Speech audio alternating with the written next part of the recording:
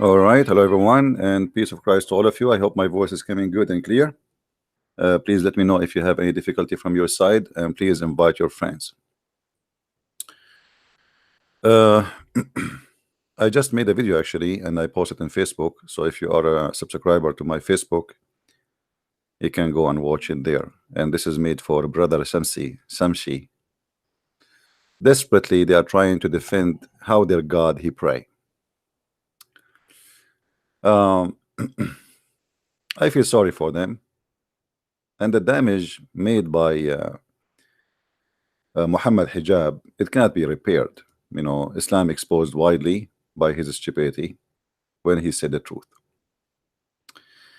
You know, when the Quran says that Allah he pray on Muhammad,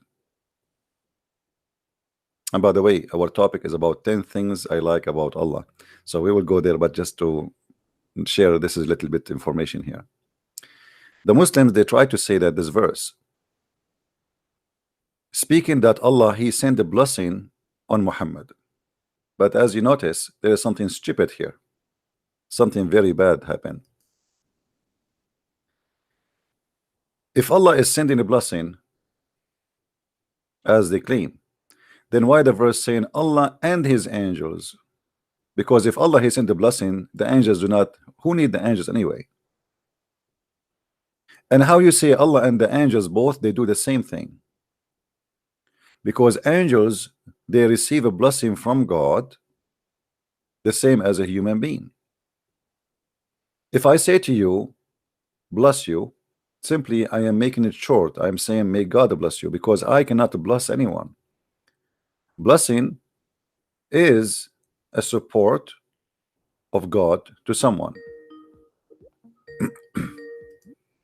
Hello? Okay, somebody tried to call me. Please, if you are a Christian now, don't call me unless you are an ex-Muslim. So Allah and his angels send a blessing. This is the Muslim translation trying to cover up the problem. If Allah send the blessing, who need the blessing of the angels? Because all the blessing is coming from Allah if he is God. Angels are not required no more. Believers, because he says, and ye that who believe send the blessing, which means even Muslims are going to send the blessing. So what the Muslims can do more than what Allah did already? If Allah already he sent the blessing, what the angels can do more than what Allah he did? What the believers can do more than Allah he did? That is stupid. That is an insult to your God. You are just saying to us that me and angels and Allah, all of us, we can do one thing, which is sending the blessing. That's mean I am God too. The Muslim, they try to fix it, they make it blind. Because if you are saying that angels and believers and Allah, they are showering the prophet with a blessing, that's mean all of them, they are gods, equal gods. They have equal ability to do one thing, which is giving a blessing to someone. Guys, is my idea clear? Is my idea clear? Now they're trying to fix it. Remember, the Muslims, they are trying to fix it, but they make it blind. They try to fix the eye of Allah, but they make it horrible. Because if Allah already he blessed somebody, it's like, let's to make it simple for you. We have a guy, he is in charge of the warehouse of heaven, and he said to me, you are going to heaven. Then we have the same guy saying to the angels, ask me to send him to heaven, but already you promised him to go to heaven. And then we have the warehouse guy saying that the believers should ask him to send Muhammad to heaven, but already you said to send to heaven. You know what I mean? If Allah already the blessing, what does the blessing mean? It's mean you are a wonderful person, and you have my support. That's it. And who is talking? Allah. Who is the highest authority in Islam? The Muslim, they claim it is Allah, which is false, by the way. It is Muhammad. So if Allah already he promised Muhammad blessing, Who need the angel blessing? What the angels can do? The angel themselves, they receive a blessing from Allah. You know what I mean? And here it says, and who you believe sent a blessing too. So even the Abdul, normal Abdul like Shamsi, he have now, Muhammad is dead. This is the proof that Islam is a pagan religion. Muhammad is dead, and yet they pray asking Allah for a blessing for Muhammad according to them. But that is impossible because the guy is dead. After death, there is no blessing no more. And same time, if Allah blessed him already, what is the idea of asking for more blessing? Is it like about how many kilo? If there is so blessing, that's it. Allah blessed him. If there is 5 stars blessing and 4-star blessing, if Allah blessed you, you are blessed. So what is the point of saying that okay, angels send the blessing, believers send the blessing, and then at the tip of that says and salute him with all respect? Now there is a guy, he is an Arabic teacher, he says the word here yusalli means salute. The idiot, he forgot, he claimed that he have a long hair, he looked like a homo. Here the word salute is exist here. So you are saying to Allah, he said Allah, he sent salute, and the angels send salute, and the believers send salute, and all of you salute him, salute him, salute him. They are living in a chaos because they cannot explain the stupidity of Muhammad when he said that Allah, he pray on him. Now if you change the word of blessing, which the Muslim, they fabricate the whole Quran, if we go all the Quran, whatever the word salah or yusalli or salawat appearing, you will find always the translation is coming always as prayer, always. Only when it's come to Allah, the Muslim, they switch it to make it blessing. If you go here as an example, huwa alladhi yusalli alaykum, huwa alladhi yusalli alaykum wa malaikatahu. Okay, hold on, let us show you here how the word yusalli getting Muhammad busted. Chapter 33 verse number 43. In this verse it says huwa here, go back to Allah. Alladhi yusalli alaykum, yusalli mean pray. The Muslim, they will exchange this to a blessing. Let us exchange. Let us go to the translation, the fast translation.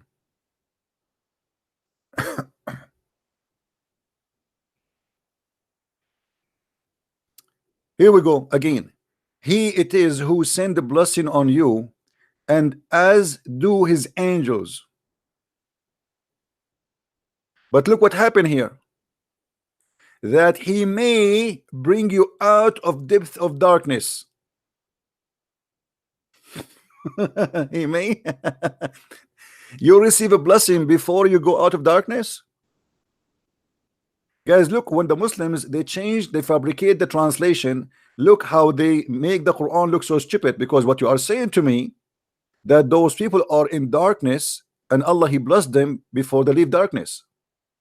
They are may, that may, you see the way may. What a stupid religion. How you are promising them blessing before they leave from the deep darkness. People, they are blessed if they believe in God, not before they believe in God. And this is what all the Quran message is about, that Allah curse those who don't believe in him, that Allah will kill those who don't believe in him, that Allah will burn those who don't believe in him. And now you are saying to me that Allah blessing those who don't believe in him.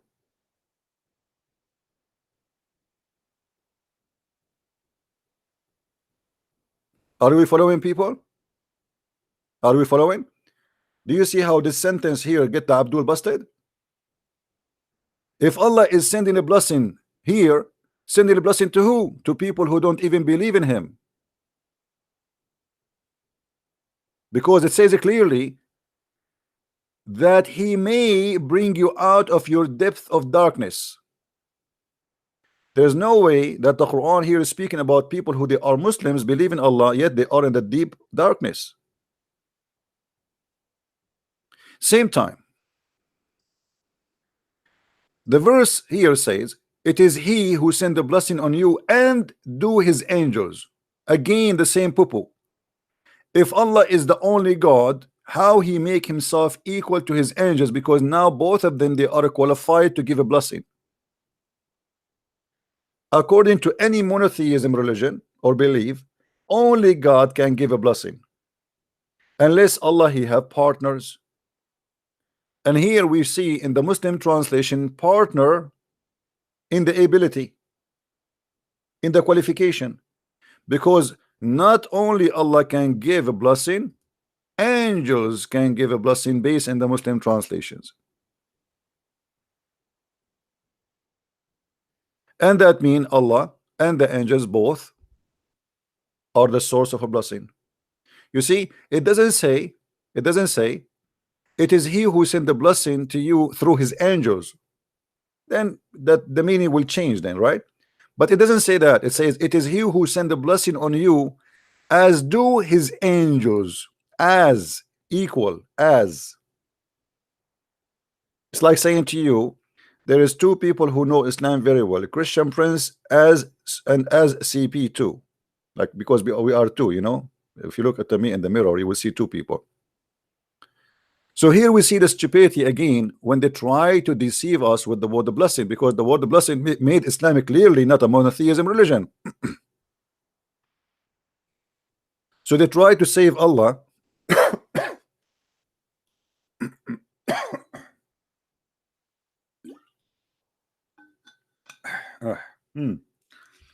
They try to save Allah from the poo he did, or let us say Muhammad, sorry, Muhammad aka Allah, but they make it even more horrible, as you see.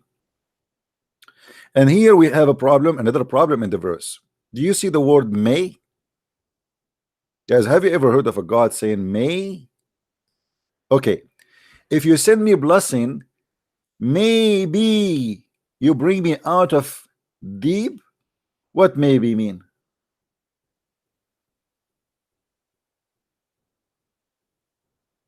Anybody can tell me? Maybe. So he's blessing people, they are still in darkness, which is against the Quran. All of it, if we go in the Quran right now, just to show you some verses of poo-poo.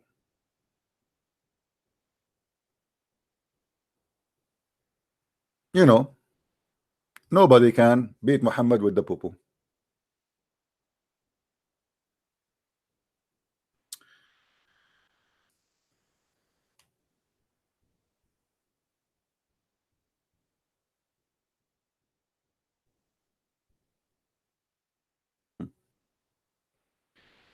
Those who they are in darkness, Allah he cursed them, chapter 2 verse number 88. Those who they are in darkness, they are in, you know, they are cursed by Allah, chapter 2 verse number 89.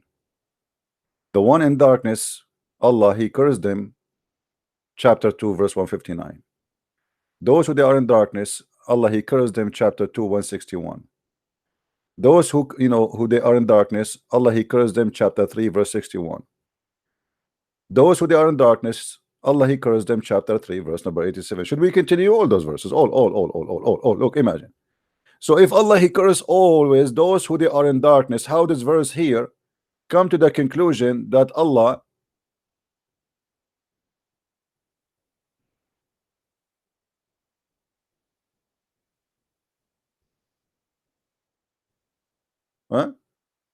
he sent his blessing on you?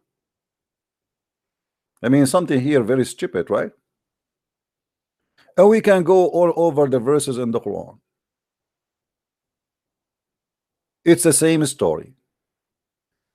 The true meaning here for the word blessing is not exist. The word here is yusalli or salah, that Allah he sent a prayer on him, and that makes sense with the word may. Correct, guys? Because I pray to God, so may God answer me. All right, my prayer is not guaranteed to be answered, correct? This is why, that explains why the word may here is exist, because here the word is he pray. If the blessing received already, there's no need for may, for I'm blessed already. Do you understand me, people? If the word here is a blessing, if this is a correct translation, not a fabricated one, then there is no need for the may.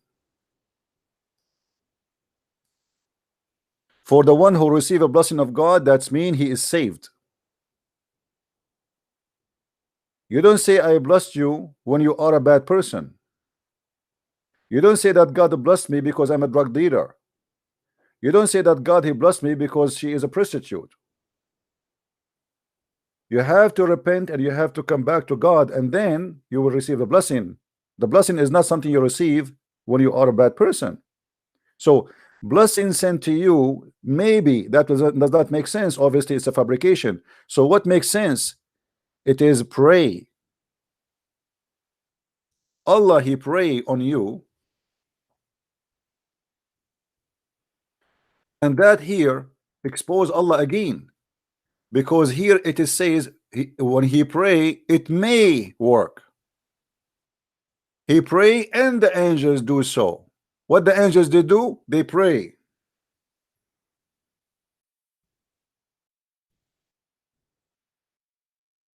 Are you following? And after the prayer, what we have? We have may, which means something is not guaranteed. When God he do pray, obviously this God is just a man like me, because simply the word pray attached to me. You see, if the Muslim they say the prayer of Allah is different from our prayer, then there's no need for me. For is God he says something, if the Quran says if Allah wants something to happen, he see B is going to be correct. Okay, here we go. Allah he sent the blessing. What may is for? And who need the angels? What the angels here for? What is the job of the angels? And as you see, it says clearly that Allah he pray and the angels they do so the same exactly as Allah he do. That's mean angels they have same ability the same as Allah or Allah. So the correct translation for this, that he it is who send prayer on you, as do as his angels pray on you, that he may bring you out. And here we have a problem. Anyone notice there's one more problem? Anyone? There's one more problem. Who noticed with me? Let us see who's of you with a very high IQ. There's one more problem missing we did not cover yet. Anyone?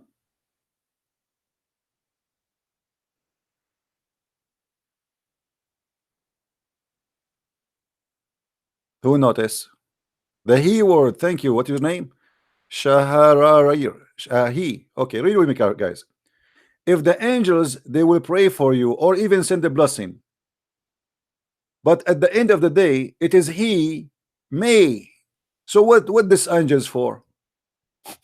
I mean, who need the angels if it is he at the end of the day? I mean, what the angels are doing here? And as long he still he cannot, he is not sure, because it says he may. He what? He may. Allah talking about who? About himself. He may. Well, he may be God, he may be not God, because obviously God he should be sure if God says something is going to be. So if Allah he pray for me to be saved, does that mean the prayer of Allah is not working? Let us make it fit with the Muslim translation. If Allah blessed me to be saved, are you saying to me Muslims that Allah he said may he bring you, because it's not guaranteed that the blessing of Allah is functional?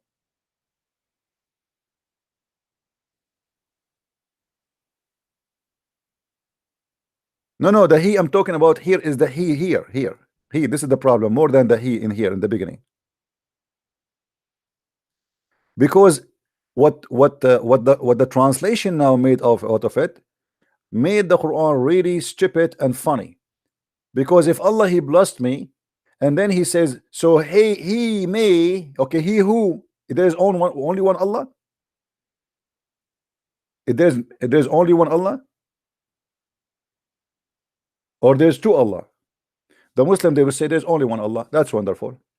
So if Allah he gave me blessing, so what do you mean he may bring you out of darkness? I'm blessed already. I'm blessed for what reason? For being a bad person? I'm blessed for being a kafir? I'm blessed for being a guy his name is a Christian prince? For sure not. I'm blessed for being a believer. But here, as you see, those people, they are still in deep darkness.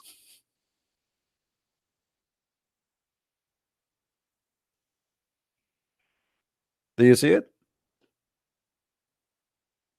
This is the stupidity of Islam. The Muslim, they try to solve the problem, they always make it blind. All right. Now, I think we explained this enough. And again, I made a video in Facebook. If you are a subscriber on my Facebook, Christian Prince official Facebook, you can watch the video for Brother Shamshi. Now we go back to the topic which we started the title with, 10 things I like about Allah. Number one, Allah is a fool. As you see, here we go. We just give you an example. Allah is certified fool. Brother Shamshi, he made a video trying to explain the verse about Allah praying on the Prophet, and he chose At-Tabarani, and he said, let me show you, we Muslims, we go by tafsir. We don't go by he said, she said. We go by tafsir. I will go to Imam At-Tabarani. And this is what I made the video about just 5 minutes before I start the broadcast. I went to At-Tabarani, and guess what I found in At-Tabarani? And now Shamshi, he cannot say to us he don't accept At-Tabarani, because as long as At-Tabarani, and he said in the video, At-Tabarani existed 360 years after the Prophet, and he know Arabic very, very well. Okay, I agree. He agree. You know, I agree. He know Arabic very well. I have to agree. Look what At-Tabarani explaining chapter 86, verse number 6, and you will see that Brother Shamshi, he will bite his I don't want to say what his prophet said. Anyone remember what the prophet said? If somebody is proud about his family, tell him to go and bite the penis of your father. I'm not saying that. The prophet said that. So don't say I'm being rude. This is the quality of Muhammad.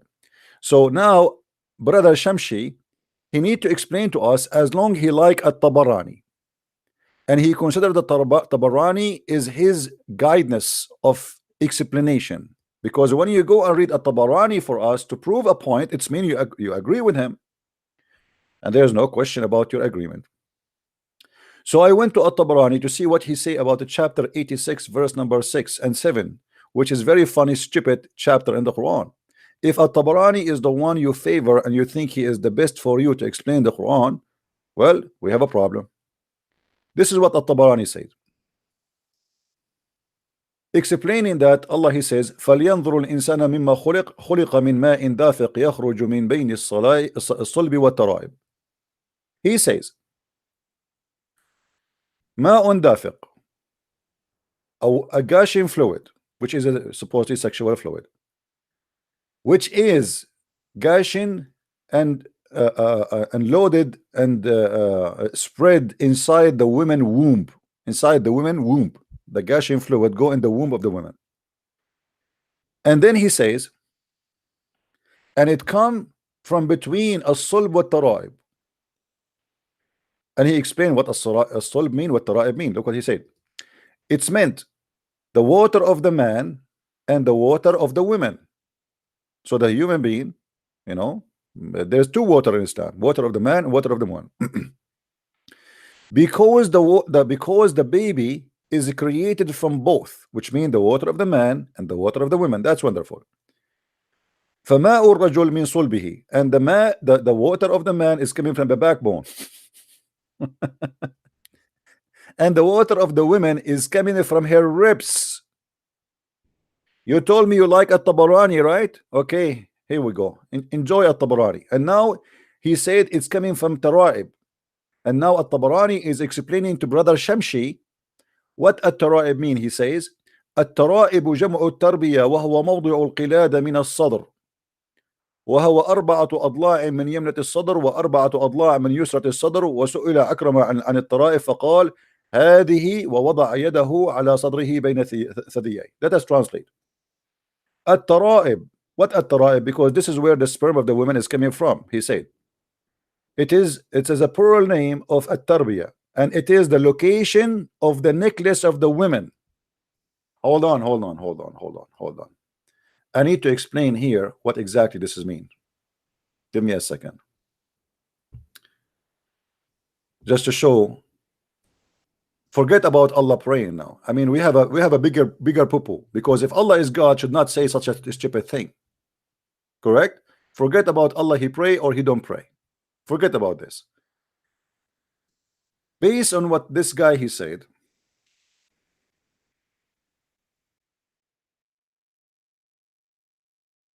let's find a picture of a woman. We need a woman showing her not too much, you know. Okay, let's see.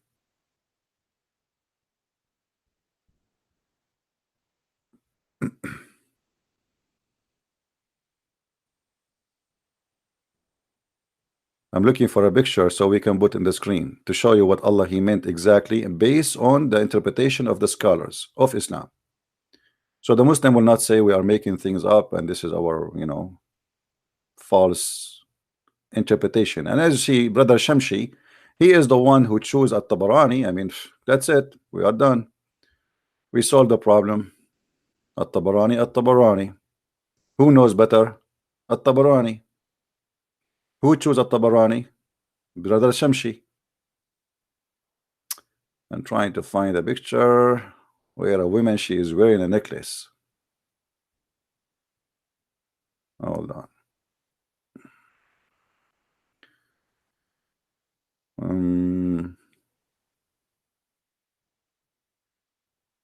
Location of the necklace, huh? Yeah, right.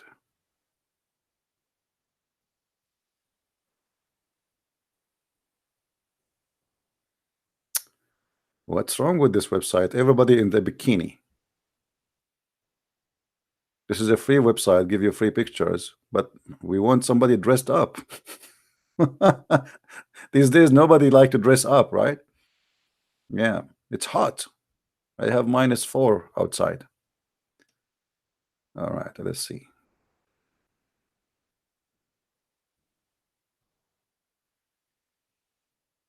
Man, all those pictures, either they are not wearing a necklace or they are wearing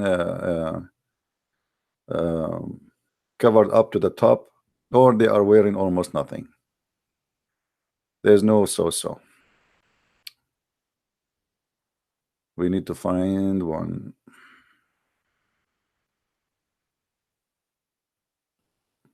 Man, I review already like 300 pictures, still we could not find one.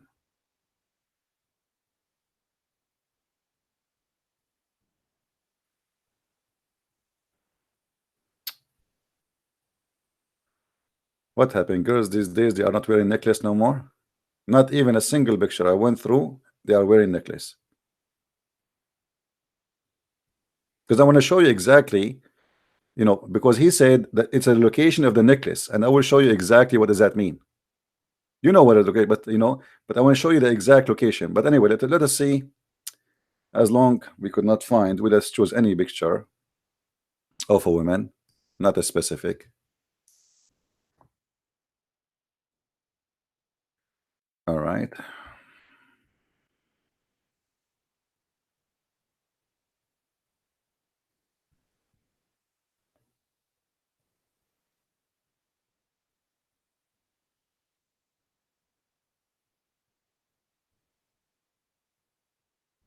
Oh boy. Come on, just one, just one. Not even one.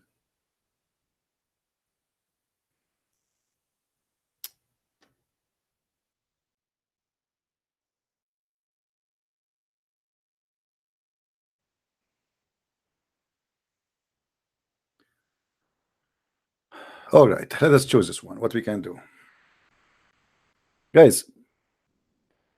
The location of the tribe. I hope the picture will come to you clear. Let me switch the screen.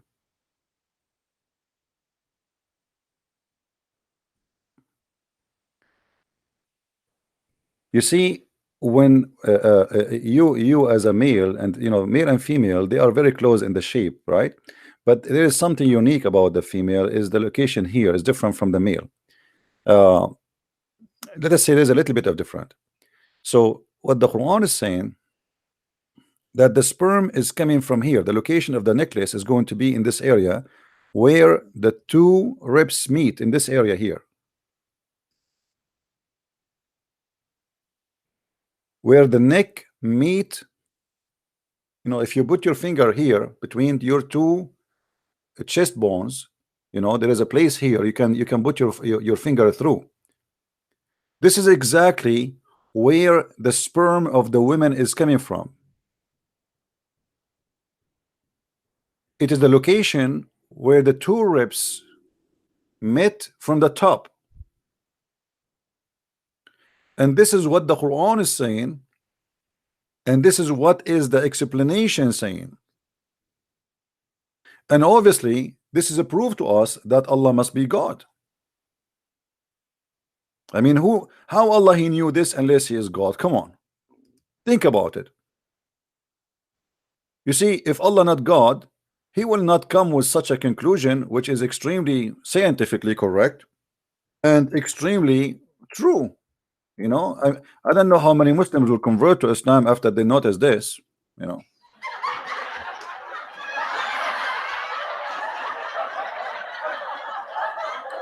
So now brother Shamshi and the brother Muhammad Hijab and the brother Shadir Rabir and the brother Zakir Naik, you know, for sure they are conforming to us. Okay, Allah, he don't pray, no problem, forget about Allah. Allah don't pray. You know, you got yourself busted already in that field, and it's very hard to fix what is done. What happened is happened. Your stupid hijab, he said Allah he pray for, he don't pray to, and which is really not even true, because in the verse there it says Allah he pray on, not really to. But Muhammad Hijab, he make it more even worse. He said pray for. However, if Allah is God and he says such a thing that women have a sperm coming from this location, so what I understand from your God Allah, which is obviously is an amazing God, that those women here, excuse me guys, I'm not being filthy dirty here, but I'm just to show you how stupid Islam is. This woman, she have balls here. This woman, she have literally balls here. And this is exactly where the sperm is coming from. And the Muslim, they want to convince us that Allah is God.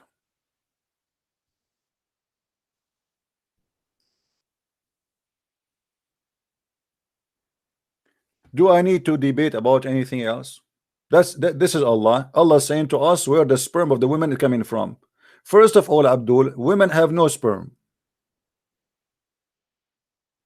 There's not even a one single donkey in the world except that women have a sperm.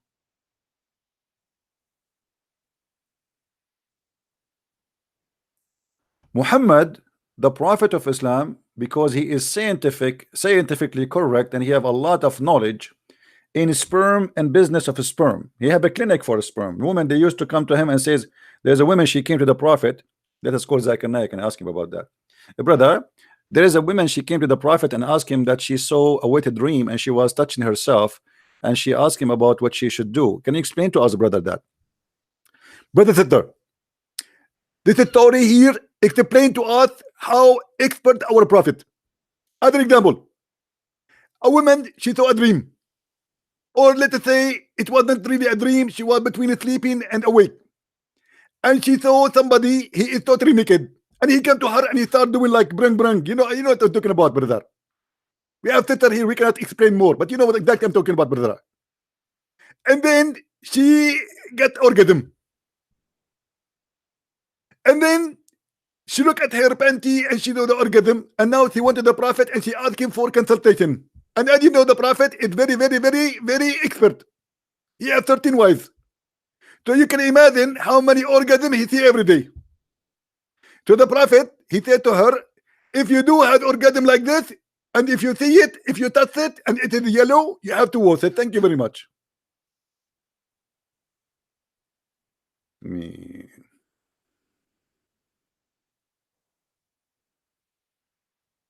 That is science.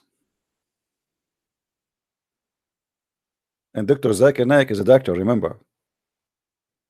Now, a Muslim, he might say to us, Well, At-Tabarani is wrong. Well, At-Tabarani is wrong. You are the one who quote for me At-Tabarani, Shamshi. Okay, we change At-Tabarani. Forget about At-Tabarani. We can go to different one. I mean, look like all of you are wrong.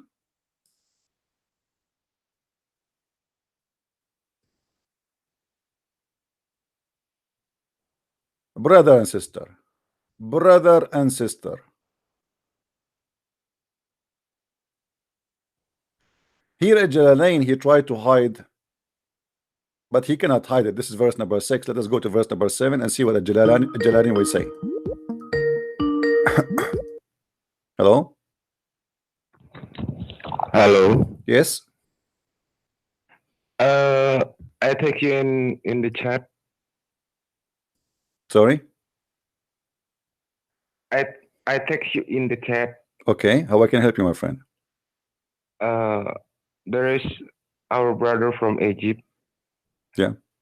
He want to convert to Islam, to live Islam. Okay, my friend, he can call me. Just give him my Debate TV account in Skype. He can call me, not you. If you want, if he is serious, he can call me. I will be happy to talk to him. Okay. All right, my friend. Thank you. No, guys, don't call me for those things. If somebody want to leave Islam, so what? I have hundreds of people leaving Islam every day. You want to call me? Call me. It's not a big deal. I mean, so what? Leave Islam? Are you going to a party? No. This is his salvation. You want to call me, feel free. You don't want to call me, it's up to you. Read with me carefully. Issuing from between the loins of the man and the breast of the women. So this is a Jalalain. He agreed that Allah, he is very scientifically accurate, and he is speaking about the sperm of the man coming from the backbone of the man, and the sperm of the women coming from the backbone of the from the ribs of the women. How that can be? All right.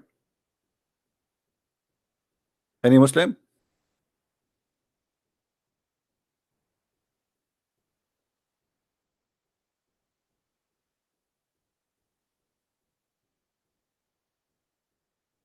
Somebody saying that you are Al-Fadi. My friend, I am not Al-Fadi. Who is Al-Fadi? People are weird. I am Al-Fadi. Is missing to say to me I'm David Wood. What's wrong with people? Can't even recognize voices? Listen carefully. Don't send me, please, text messages to my Skype if it's silly. I have a topic. As you see, you are disturbing me from my topic. Text me only if it is really necessarily, and call me only if you have something to do with the topic, and only when I say Christians they can call. First of all, I say Muslims call. Unless you are an ex-Muslim, you can call me anytime. Or you are a person who decide to leave Islam. All right? All right.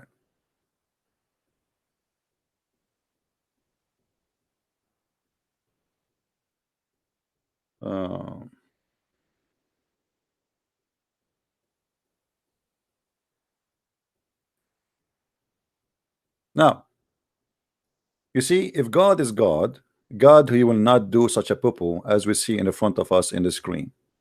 Now we can change all the interpretation of the Muslims. You will see all of them, they agree in one thing, that Allah here is speaking about that there is a sperm coming, gushing fluid, coming from the backbone of the man and from the ribs of the women. And as we said, we showed you that this is the location of the necklace of the women. This is alone is enough to prove to us that Allah cannot be God. All right. That guy from Egypt is blocked by me, so you know not need me anyway. If you want to leave Islam, he leave Islam. Who care? Guys, don't fall into the trap of the Muslims. If somebody want to leave Islam, do he need me? You do not need me. Okay, leave Islam. You see, we don't do what the Muslims do. We don't have a show here. Oh, brother, he will leave Islam. Allahu Akbar. A brother, he left Islam in the Christian prince life. I don't care. If you leave Islam, leave Islam. So just say in the text, say Muhammad is an evil, he's a devil, and I accept Jesus the Messiah as my savior, and then go and read the Bible and practice and ask any minister to baptize you, and that's it. You do not need a Christian prince. I did my part. All right. So stop asking me about unblocking somebody. Let him go. Hello. Hello? Yes. Go ahead. It's Christian Prince? Yes, this is me, my friend. Go ahead. Okay. I'm Sir Emmanuel. I'm calling from China. All right. And I am a Christian activist, but I'm a follower of your show. I like your show. I have been wondering how I could actually get in contact because I'm new in the field of Christianity. So maybe by following on Skype or Instagram, I could get some posts or get more information from you. All right, my friend. Just follow our live broadcast, and feel free to ask me questions if you have any. There's nothing, I mean, contacted me is not really important unless you want to have a question. If you have a question, let me know. I will be happy to help you. But just be in YouTube, watch. We show the reference, we show everything, and listen to how we answer Muslims, we answer even non-Muslims, and you will learn. All right. Okay. Okay, my friend. Thank you very much. And there's a brother you can if you want to learn from the Bible, because my topic here is about Islam, but if you want to learn the Bible, you can go to brother Sam Shamoun. He have a show in YouTube. You can join his class. He teach the Bible, and there's many other Christians actually. You can join them, and they will be happy to answer your questions.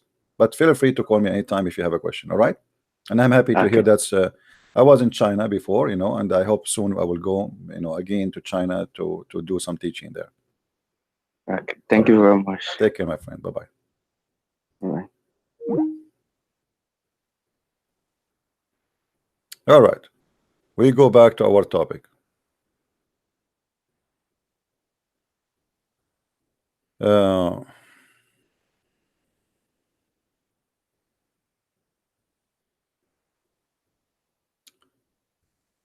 Now in front of you I have a challenge for the Muslims. You see, I don't want to show you that we are picking something stupid Allah he said, but however, as long Allah he said that, it's mean Allah cannot be smart. Correct? As long the one who said this in the front of us is Allah, then the Muslim, they cannot claim that Allah is a smart God. You see, the Muslims believe that every word in the Quran is from Allah. If you ask the Christians or even the Jews about the Bible, they will say no, the Bible is not written by God. The Bible written by man, human being like me and you, prophets, or even there is a stories in the Bible. It's a book of history about God and man, as simple as that. So in the Bible we have stories about people did bad things. In the Bible we have stories about people reporting normal things, like this person, he have horses, he have etc. It's not necessarily God is talking. There is God there and there's man there talking. Here we have 100% supposedly God talking. So a Muslim, he cannot say this was a mistake of Muhammad. Same time, they cannot even use that mistake, because the Muslim believe that everything Muhammad he say, it is an inspiration from God. If we go in the Quran, we will find the following. Muhammad he claim, you see, Muhammad he fabricate verses in the Quran claiming that everything he say is an inspiration from God. It is not inspiration actually. It is just it's revelation. It's more than inspiration.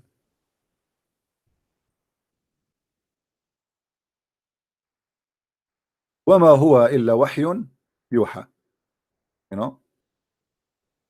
This is what the Quran says about Muhammad words. In huwa illa wahyun yuha, chapter 53, verse number 4.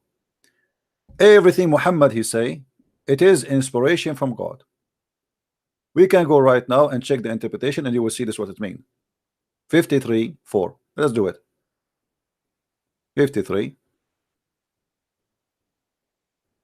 4.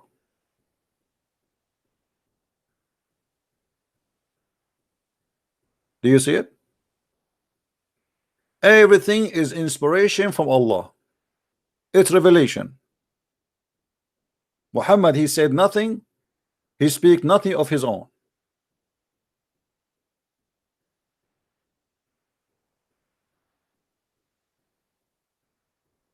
So the Muslim, he cannot say to us that this was a mistake made by someone. This is coming from directly from Allah. All right. Now, I have a challenge to the Muslim Abduls who they are watching us. Who is the Muslim want to show me something smart Allah he said? Look at this challenge. I challenge the Muslim Abdul to show me one smart thing Allah he said. Just one. Just one. Who want to show me a smart thing? You see, I'm not going to show you only stupid things Allah he said. I want to see the smart things. Maybe Allah he said something smart, because I am trying to prove to you that Allah is 100% fool, not 90%. And this is why I am challenging the Muslims to call me and to show me one smart thing Allah he said. Guys, is that a fair challenge? Is that a fair challenge? I believe that Allah is 100% fool. I want a Muslim to call me and to show me that I am wrong. Allah at least he have 10% intelligence. Or if he can show me 100% smart, that's impossible, because already we showed you how Allah say that women have a sperm coming from their ribs, and this is why I'm still single. You know, I'm afraid that one day I will go to the house, like, you know, I bring my bride with me and she take off her clothes, and then when she is naked, instead of seeing that she have a breast, I find that she have a breast testicles. I don't want to get that. I mean, that's just really scary, disgusting. What I will do then? Send her back home? Divorce her?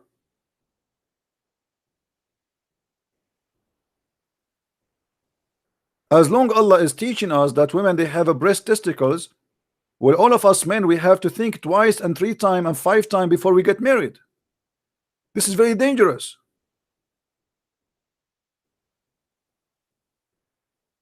By the way, now we know where is the weakness of the women. So if you have a fight with the women, you see the women, they have your weakness, they hit you there, right? So now you know where to hit them. I'm just joking, don't hit women ever. Any Abdul? Hello?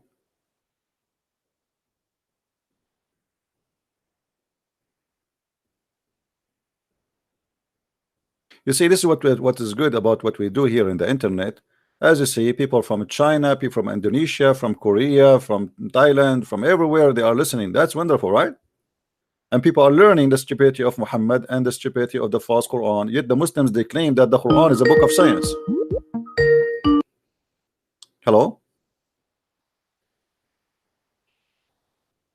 Hello? Okay, why they call me if they want to talk? I don't know.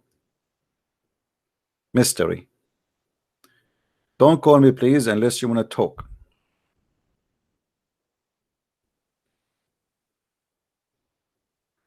If there is one Muslim want to call me and tell me one thing smart about Allah, just one.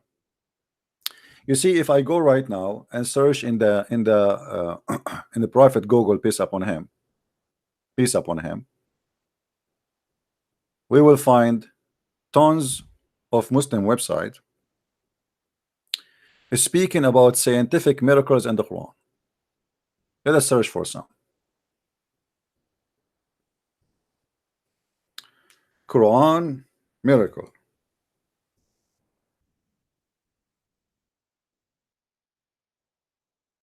And then if we examine those, what the Muslims call them miracles, we will find all of them, they are shish kebab.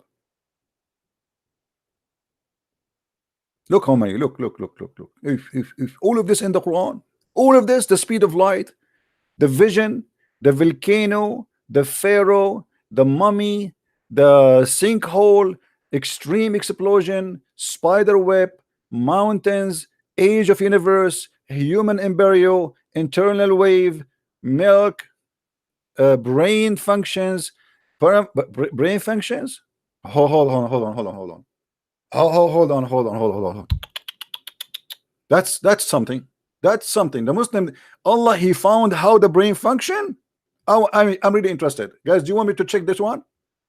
Let us vote. Who want me to check at the brain function one? I am a person who like the brain, because here we see the intelligence of Abdul. What do you think? Should we go to the brain function, or we choose something else? Should let it go, or we go to the brain function? Tell me, guys. Tell me please. What do you want? Which one you want? Whatever you want, I will go. Brain function.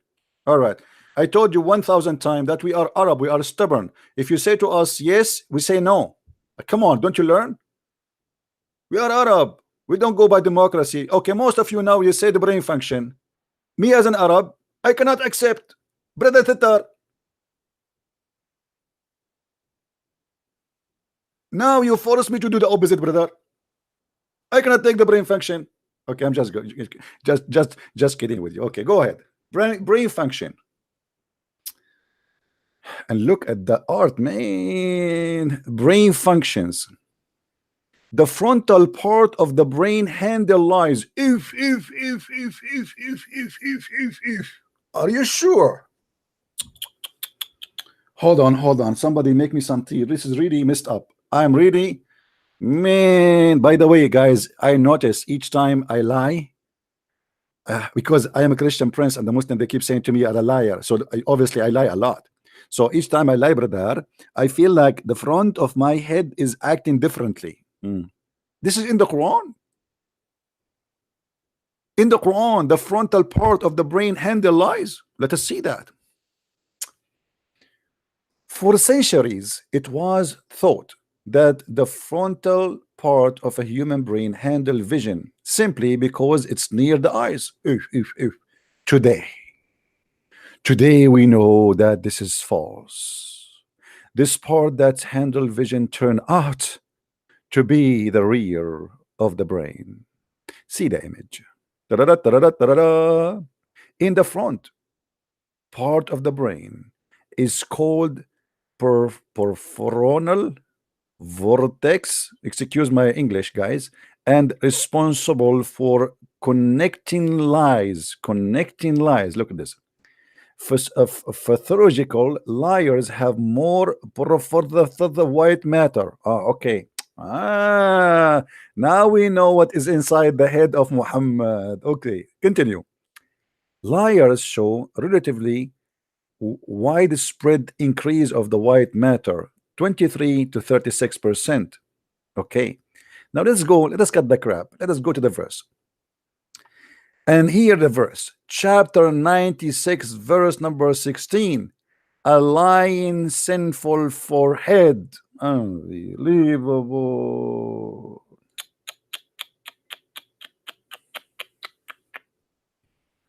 Guys, I am in trouble. I am really in trouble. I mean, what we would do now? We said we challenged the Muslim to show us one thing smart. Allah, he said, and supposedly we were sure and look like we are not sure. Let me get you Abdul busted as usual. If we go to chapter 96, verse number 16, and we will do it live in front of everybody. Oh boy. I'm sure the Muslims, they love me. Do you love me? Do you?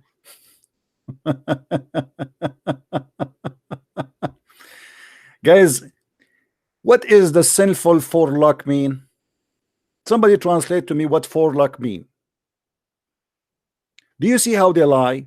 The Quran speak the nasiya is the hair of the front of the head.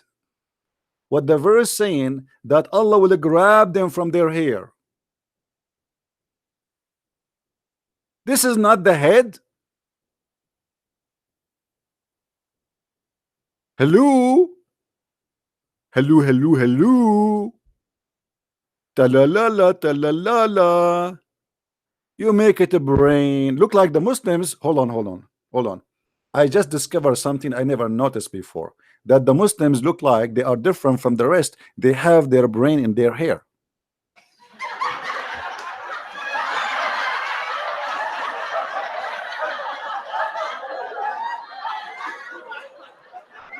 It's obvious, brother. It is really obvious. Right? Man, I don't see love from CP of those people. My friend, you are looking for my love. You need the love of the Prophet Muhammad, but just be careful. Don't sit in his lap. You sit in his lap, you are screwed. Just be careful. No love.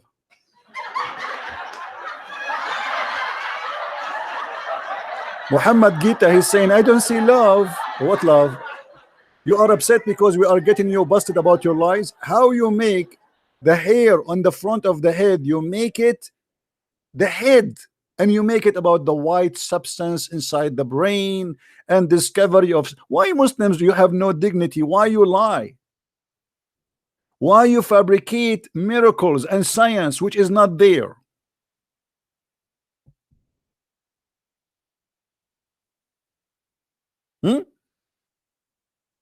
Why you do? Shame on you. Shame on you.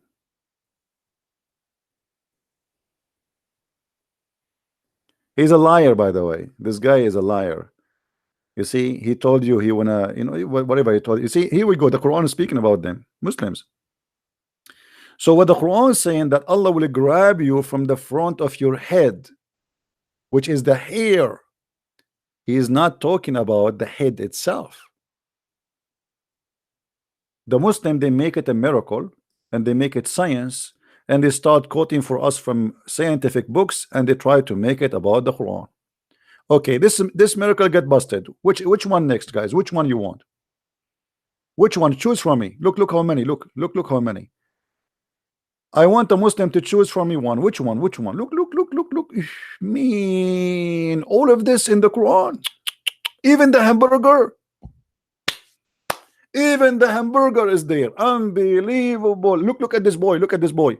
Breastfeeding. Oh, don't talk about breastfeeding. Please don't talk about breastfeeding.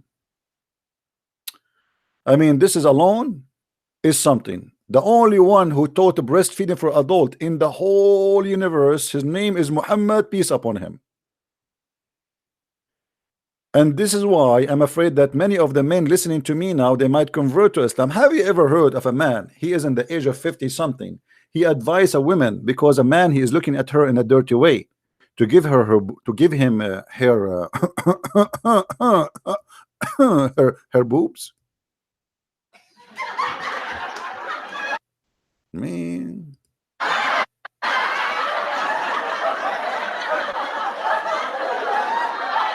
So Muslims, you respect Christianity, look like you are not a good Muslim, because Allah, he says the Christians are kuffar and they will go to hell. Yeah, you want to play victim.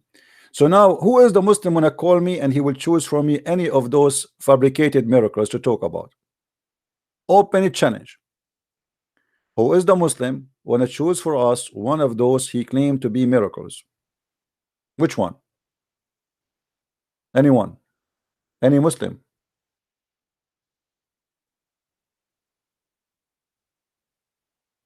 Bagul, man, you know, one more time you repeat this guy, he is going to leave Islam, I'm going to block you too.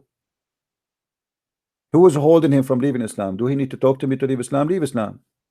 I'm holding you. Like, do I have a glue? If somebody decide to leave Islam, he left Islam. That's it. He do not need me. Bye-bye. Hello.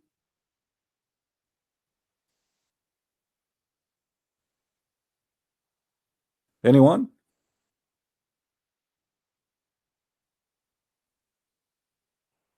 Any Muslim? Who is the Muslim? Want to show me which one of those miracles are true? I accuse them that they have fabricated 100% false miracles, and nothing there is true. Even hydrogen in the Quran. Look. In the Quran, hydrogen. I mean, what I can say. Allah have hands. What I can say. Do you remember this guy, the Asian sheikh, who was explaining Allah have hands? Allah, he say have hands. What I can say. Okay, Allah speak about hydrogen. What I can say.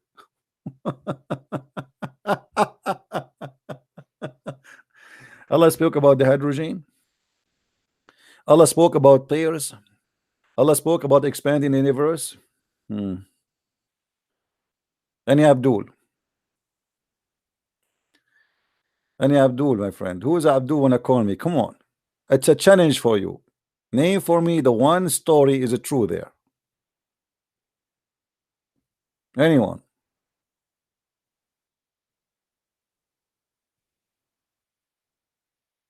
Mayday, Mayday. Anyone? Explain the hamburger. Okay, you see, even this one is really funny because simply what they are saying to you that Islam decide that people should fast, but as we know that fasting something exists long before Islam. So what Muslims can claim about it? When the Muslim they say if you fast decrease diabetes risk, if you fast etc. I mean this is stupid even to mention because this is not only you fast, even the Buddhas they fast. Same time the Muslim they don't fast. Or what the Muslims they do, they exchange the time of the meal. What is the fasting? It's a big fat lie. Muslims never fast. This is not fasting. Me myself and all of you heard me many times saying I eat once a day. How many guys, how many times you heard me saying I eat once a day? Is that correct?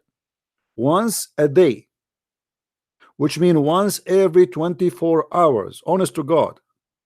Sometimes even I eat not even like maybe 30 hours because like my chat is open, I'm talking. Let us see. Hello? Hello? Yes. So why do you keep talking about Islam? I like it. What's wrong? What's the problem? Some people they like to talk about belly dancing. Some people like to talk about painting. I like to talk about Islam. What's the problem? Well, it seems like you have this unhealthy obsession. Okay, well, explain to me what unhealthy obsession mean. It's very disturbing. Okay, are you saying that you Muslims you are suffering from that because every Muslim every day pray 5 times a day saying, oh Allah, please don't make us the same as the Christian and don't make us the same as the cursed Jews. Who is the one who have healthy oppression now? Don't you pray 5 times a day? Don't you pray 5 times a day? Repeated the chapter of Al-Fatiha saying, Allah, please, please, please don't make me like the Christians and don't make me like the cursed Jews. What's wrong with you? The first thing you do in the morning before you touch your ass, you pray to Allah not to make you like us. My friend. No, I'm asking you, do you that or I'm lying? Do you recite Al-Fatiha 5 times a day or I'm lying? You're telling the truth. I'm telling the truth. Thank you very much. So why you do that? Do you have a health problem? Why you Muslims do that? Why you ask Allah not to curse you like the Jews and not to make you lost like the Christian? Why you don't pray your day, start your day with something beautiful? Okay, pray to your God and forget about the Christian, about the Jews. Why you cannot start your day without cursing the Christian and cursing the Jews? Are you finished? Yeah, I guess. Go ahead. Okay, I apologize for talking while you were interrupting me. Now, Oh, you are very polite, man. That's wonderful. Okay, go ahead. And I apologize again for talking while you're interrupting me. Now, we are talking about you, okay? Why don't talk about you? What's wrong with talking about you too? You talk about me. I'm asking you the same logic. I'm using your logic. Your logic is the one who talk about something. He have a healthy issue. You pray 5 times a day, asking Allah not to curse you and not to make you like the Christian. Why you do that? Are you mental? So for the 3rd time, I'll apologize for talking while you. No problem. You can apologize 1,000 times. Still, you won't answer me. You're trying to be smart. You're not smart. Here we go. I'm getting you busted. If you are saying to me that the one who speak about the topic non-stop, it's mean he have mental issues. Why the first thing you do in the morning is cursing us? I apologize for interrupting me, etc. You want to repeat that? I can put a recorder for you. Now answer me. Go ahead. The problem with you is you're full of hate, too much hate. What about, okay, let us talk about hate. I will go with you. Chapter 5 verse number 14, it says that Allah he spread hate between the Christian, which means if I have hate as a Christian, you have to blame your God Allah because he is the vendor of hate. The supply of hate come to the Christian from Allah. Do you know that? Nothing wrong with that. A second ago you say the problem I have hate and now the problem is not hate no more. Why you said to me a second ago that if I have hate, you are saying the problem you have a lot of hate. But now I mentioned to you chapter 5 verse 14 says that Allah is the one who supplied the Christians with hate. Suddenly hate is good. Which Christians? The Christians, us. I'm the Christian. Here we go. The Quran says that chapter 5 verse number 14, it says, let me read for you. you know, from those who Allah to call themselves a Christian, we took a covenant, but they forgot a good part of the message that we sent to them. So we string them with enmity and hatred between one to another to the judgment day. So as long you are against hate, are you willing to condemn the teaching of your God, and He is the one who supply us with hate? Which Christians? Me, the Christians. Which Christians? The Hindu, obviously. It could be any kind of Christian. It doesn't matter what kind of God He supplied them with. matter. What kind of God? As long you are against hate, be honest with yourself. As long you are against hate, what kind of God He supply people with hate? Where, according to this verse, where people get hate, they go and call Allah. The warehouse of hate is Allah, as you see. I think it's talking about a specific kind of Specific, Christian. okay, specific, no problem. Why you want to spread hate? And at the same time, it doesn't say specific. You know what? Get me busted. Show me it says a specific. Well, I can't show it now, but Why you cannot show Because me? Why you cannot show me? What's because I- wrong? because I wanted to talk about you. Your mama is not there? Ask mama, ask daddy. They can help you. So why would you talk about my mother like that? I'm not talking. Did I say anything? I said ask them, because obviously you're acting like a baby. Ask mama, ask daddy. I said mama and daddy. Ask mama, ask daddy. They can help you. What does verse mean? The verse mean that the Christians, Allah spread hate between them until judgment day. You said to me this is about specific kind of Christian, but as you see, it says until judgment day. Have you ever heard of a specific kind of people? They live until judgment day.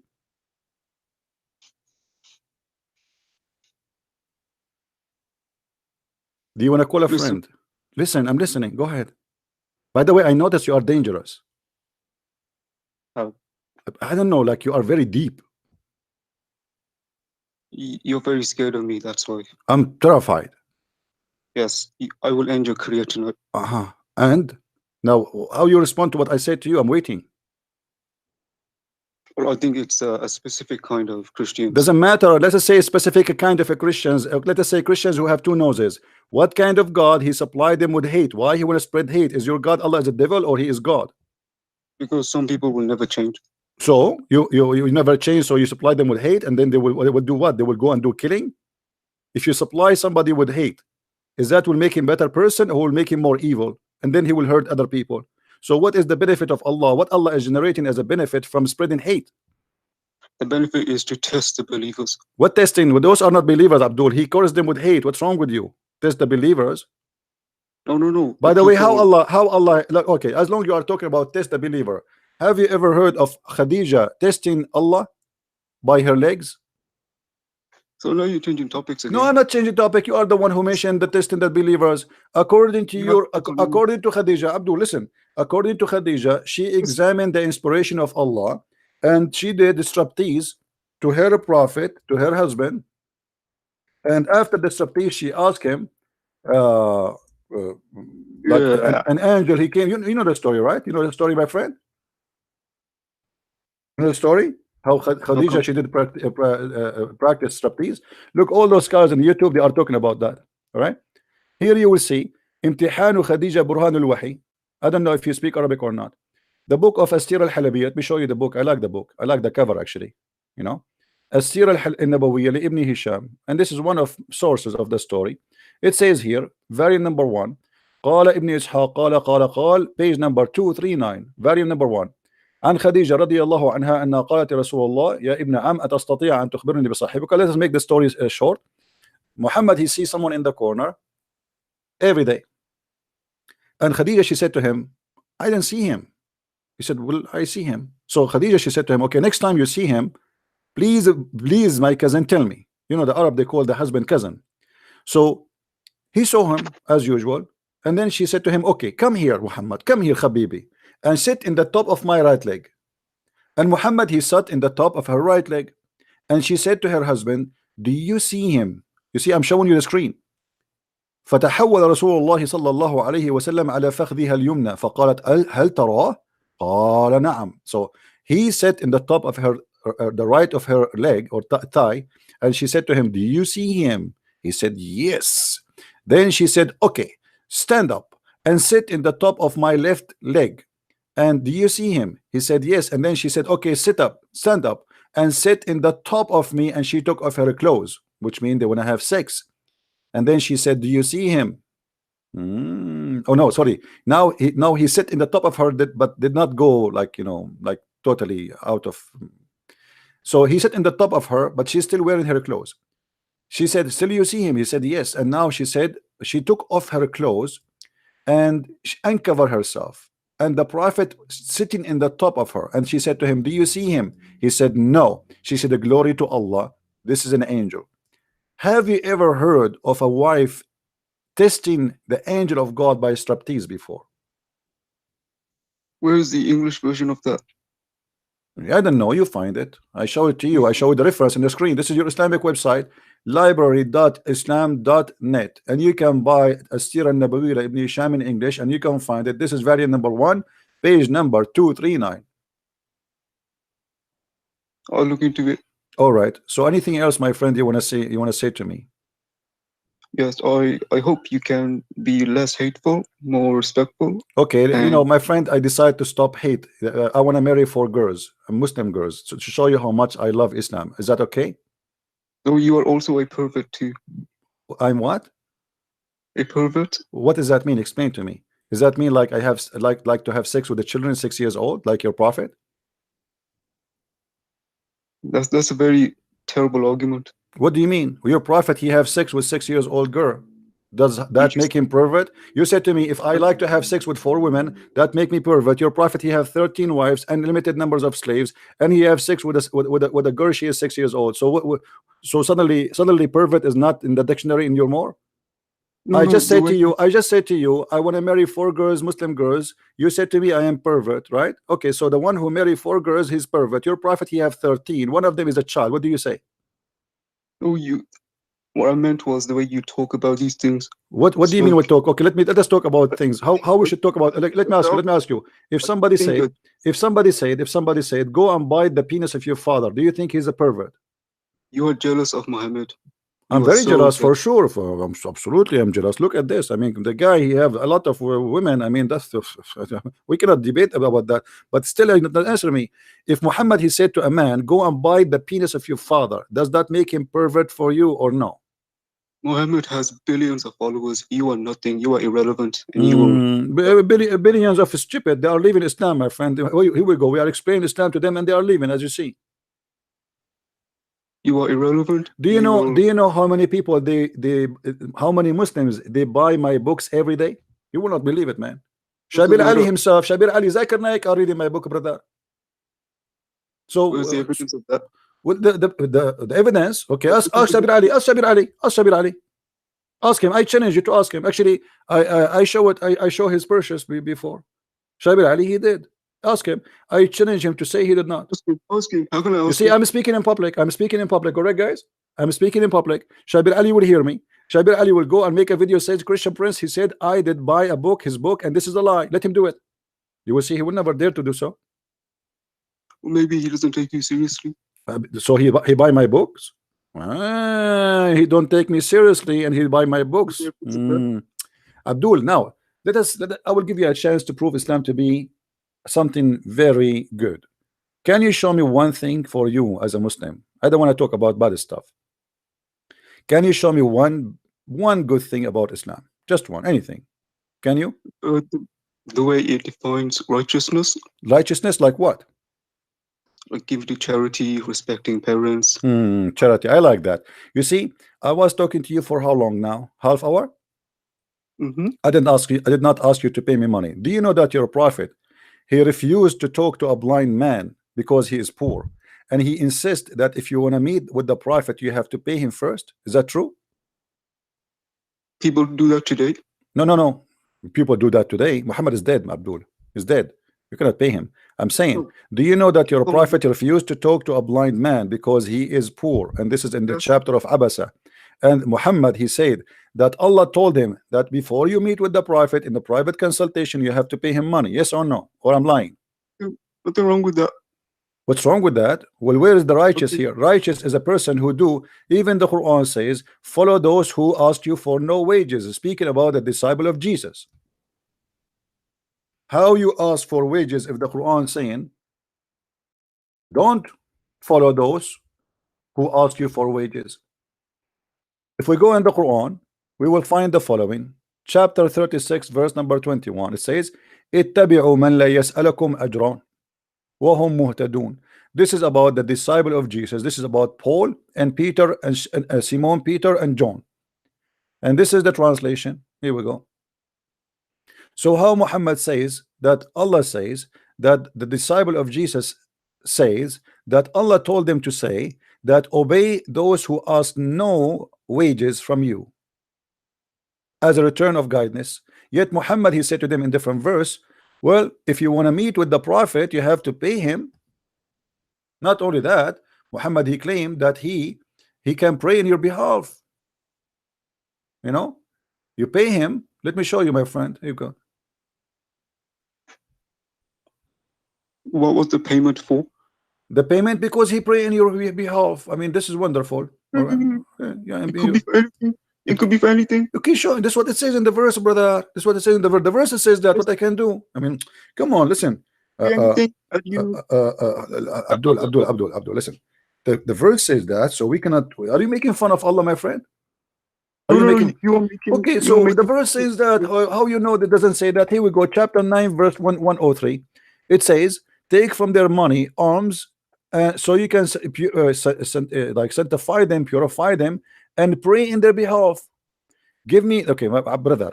Give me, brother, $5. I will pray in your behalf." What kind of a prophet? If you pay him, he pray in your behalf. What does that mean? He's like he's a contractor for prayer. Read with me. You keep going. Abdul, you keep going from one topic Abdul, to yes, another. I'm going from one topic to topic. I'm going with you. You are the one who said to me, aren't you the one who said to me charity in Islam? Aren't you the one who mentioned that? Let us see where the charity goes. Of their goods take alms, that thou mightst purify, sanctify them, and pray on their behalf. So if you pay Muhammad is like a Pepsi Cola machine. He have a hole. I'm not going to say where. I'm very polite. You put the coins there. Muhammad, you start saying, Alhamdulillah, Rabbil Alameen, Ar-Rahmanur Rahim. I like to eat teen, fight for Palestine against the Jews. Takbir. Okay, now by doing that, by paying him, he pray in your behalf and he sanctify you. Since when somebody pray in the behalf of somebody because he paid him? Explain to me. Is this another verse? Yes, this is another verse. What happened to your Well, you voice? keep Are you going okay? from- Are you under the table now? Go, You keep Abdul. going Go, from one Abdul. Let the man of the house call me. Okay, let your mom call me. I want the man of the house to call. Oh, we have a Muslim is calling us, trying to call us. Hold on.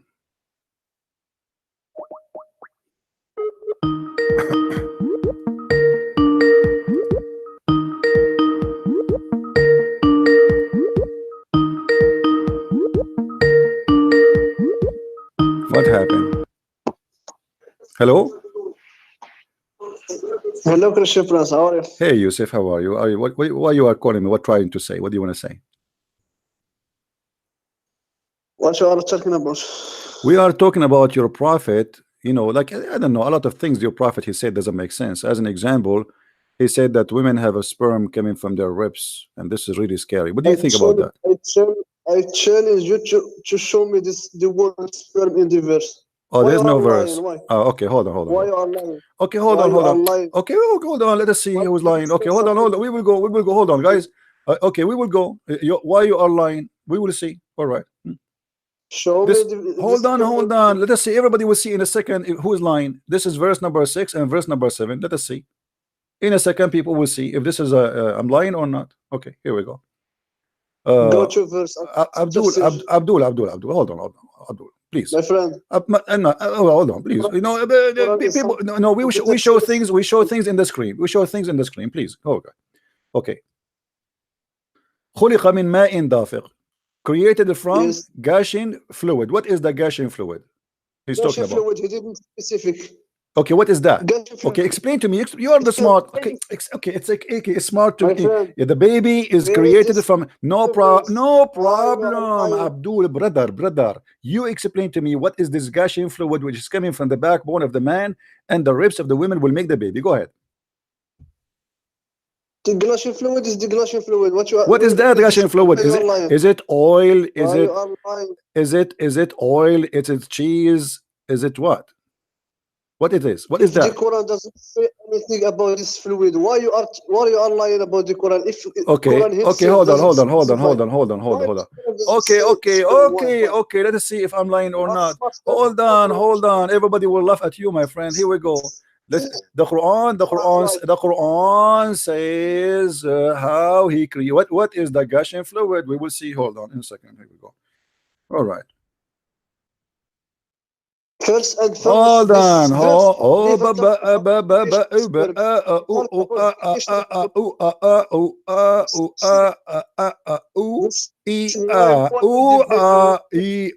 Okay, listen. How Allah describe, which verse in the Quran describe how Allah he made the baby? Tell me. Do you know? I will go to that verse you choose for me. Which one? This verse that you are talking about, no. He talk about the creation of man and not the creation of the sperm. This is what you are confusing. I'm not talking about the creation of the sperm, my friend. It's talking about the creation of the man, correct? But he's telling us, okay, but he's telling us where the sperm is coming from. Let's see. What if we go to Ibn Kathir? Is Ibn Kathir is okay for you? Is Ibn Kathir is a scholar for you, or he's a potato? Is Ibn Kathir is a scholar for you? Is Ibn Kathir? We are not changing subject. Is Ibn Kathir is good enough for you to go and ask him or no? Not in the scientific verses. Why? Okay, who is your favorite scholar, my friend? Why you are refusing the scholars? Who is your favorite scholar? Who is your favorite scholar? All the scholars, they are scholars in religion and not scholar of scientists. If you don't have any no problem. Okay, that's wonderful. This is a scholar of religion, not a scholar of scientists. Here we go. So look what they say. They are saying that Allah he speak about the sperm of the women and the sperm of the man. Let me ask you. Okay, hold on. Let me ask you. Why you are lying about the Quran? The Quran never say creation of sperm, the creation of a man, and not a creation of sperm. Okay, how the man is created from what? Yes, يخرج من بين الصلب والترائب. Okay. Who is يخرج? Guys, Yusuf, he speak Arabic. Did you hear him speaking Arabic? Correct? Did he speak Arabic? Okay. Yes. What is the interpretation? What is the interpretation for the scholar you like, so we can read for you? I just tell you, this scholar doesn't understand the science. If you don't have at this time of scholar, so are you saying the scholars at that time they are stupid, and you are the scholar today? No. At this time, the scholars are good in the religion, but not in science. Okay. So are you saying to me that Allah was not good? He is good in religion, but not good in science. Are you saying that? I am speaking about scholar, not good. I know, but the one who said that it's Allah. Allah is to use the word tara'ib, not the scholar. What is the word tara'ib mean? What is the word tara'ib? What is the word tara'ib mean? What is the word tara'ib mean? Go ahead. What is the word tara'ib mean? Tara'ib is a part of a woman. A part of what? A woman. That's a big fat lie. A tara'ib mean the bones of the chest, the location of the necklace. You are lying, my friend. Why you are lying? Do you want me to get you busted live? We are discussing sperm. My friend, I asked you, the Quran used the word tara'ib. What tara'ib is? You said something different. The tara'ib is the ribs of the women. Why you are lying? Ribs of the women. Okay, so what is that? When a man and women they have sex, is coming from the ribs of the women will make the baby. Go ahead. Allah in this verse, Allah says that the man himself is the man. It is the man who is between the sulb and tara'ib, and not the sperm. The man is between the sulb and tara'ib. The man.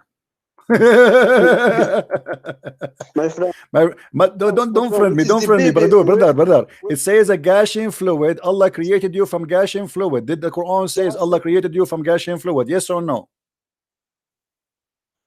Does the verse says Allah created you? Does the verse says Allah created you from gashing fluid, and this gashing fluid coming from between the backbone and the ribs of the women? So what is the gashing fluid will create the baby? Go ahead. He never said this. He never said that the fluid it is who come between the back and the ribs. It is not the fluid. So what is no? It says he created the from gushing fluid. Everybody can see it in the screen. You are lying, my friend. No, my friend. Before this, he talk about the man. خُلِقَ مِن مَاءٍ دافق. Yes, the So- human being. Yes, the human being is created from what? From ماء دافق, from gushing fluid. What is that gushing fluid which create the man? Go ahead, explain to us.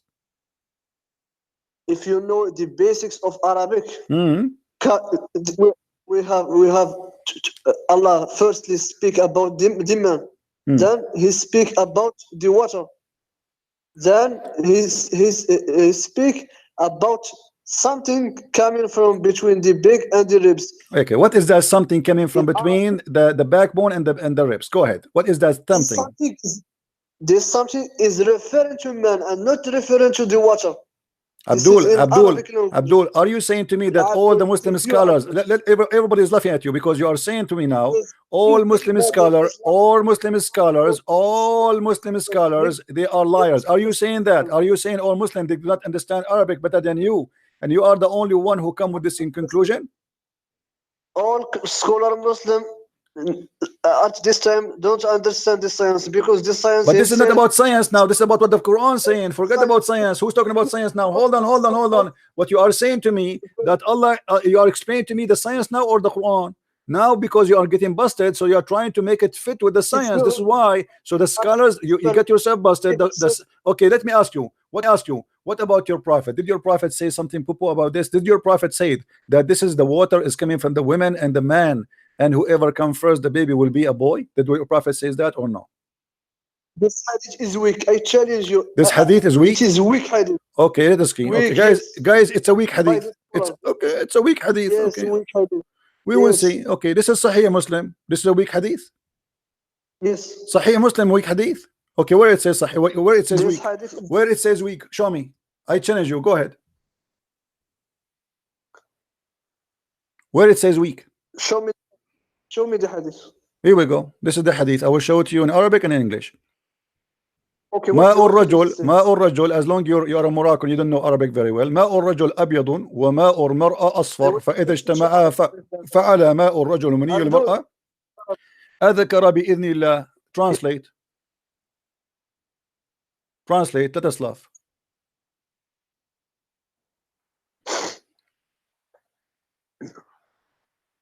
You can call a friend if you want. I will teach you what is the relation between this. Because here he's explaining the water. This is the gushing fluid, Abdul. This is the gushing fluid. And now don't change the topic. You tell me, did your prophet here lie? Did your why you don't want to read it? Why you don't want to read it? Why you don't want to translate? Are you ashamed of your prophet making poo-poo? What kind of a prophet he claimed that the man, and look guys, look here, the Muslim, they try to fabricate. They add, look what they add in the translation. Look what they say. Look and read with me. Look how they lie. They say that the women, the Holy Prophet said, the reproduction of substance of the man is white, and the women, i.e., ovum central portion, is yellow. Look at the lie. There is no thing. This is the Muhammad. He said it is yellow. Muhammad talking about the fluid which is coming from the vagina of the women, and when they have sexual intercourse, the male water overcome, which means Muhammad is saying the one who come first prevail upon the female substance. This is a lie. It says the water of a woman, and then they say it is a male child. And the creator of Allah, if the women's substance, according to Muslim translation, look here, the lies. If the female substance overcome the male, the baby will be female child. However, even with this false translation, even this is proven Muhammad to be a false prophet, because the one who decide the gender of the baby is the male, not the female. Secondly, there's nowhere they're speaking. Muhammad, he spoke about the chromosome. Let us get the Muslims Abdul busted. Hold on. I will show you something more. If we go in the hadith, You see, let me this hold hadith, on. Let us get you busted, Abdul. Abdul, the lies of Muslims trying to cover. Hold on. Listen. Let's finish this hadith. You are lying about this hadith. I'm lying. Why?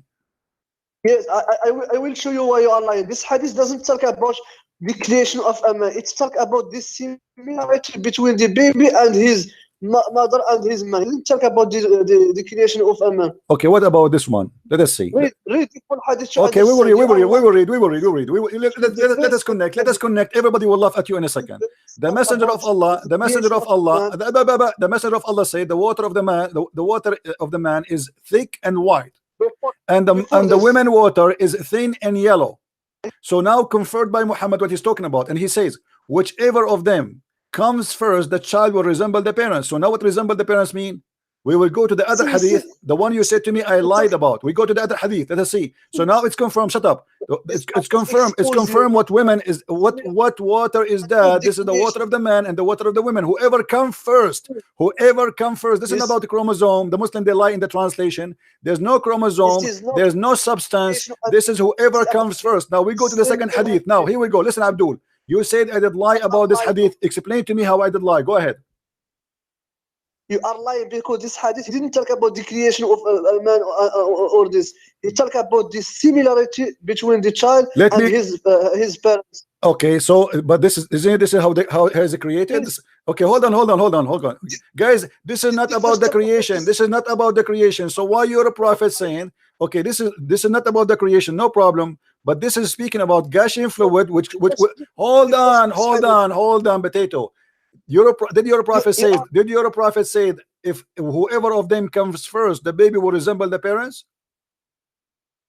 Yes. Okay, that's mean the coming is what decide and what make the baby happen, correct? This is scientific. This is proven. This is how he created them. How he created them.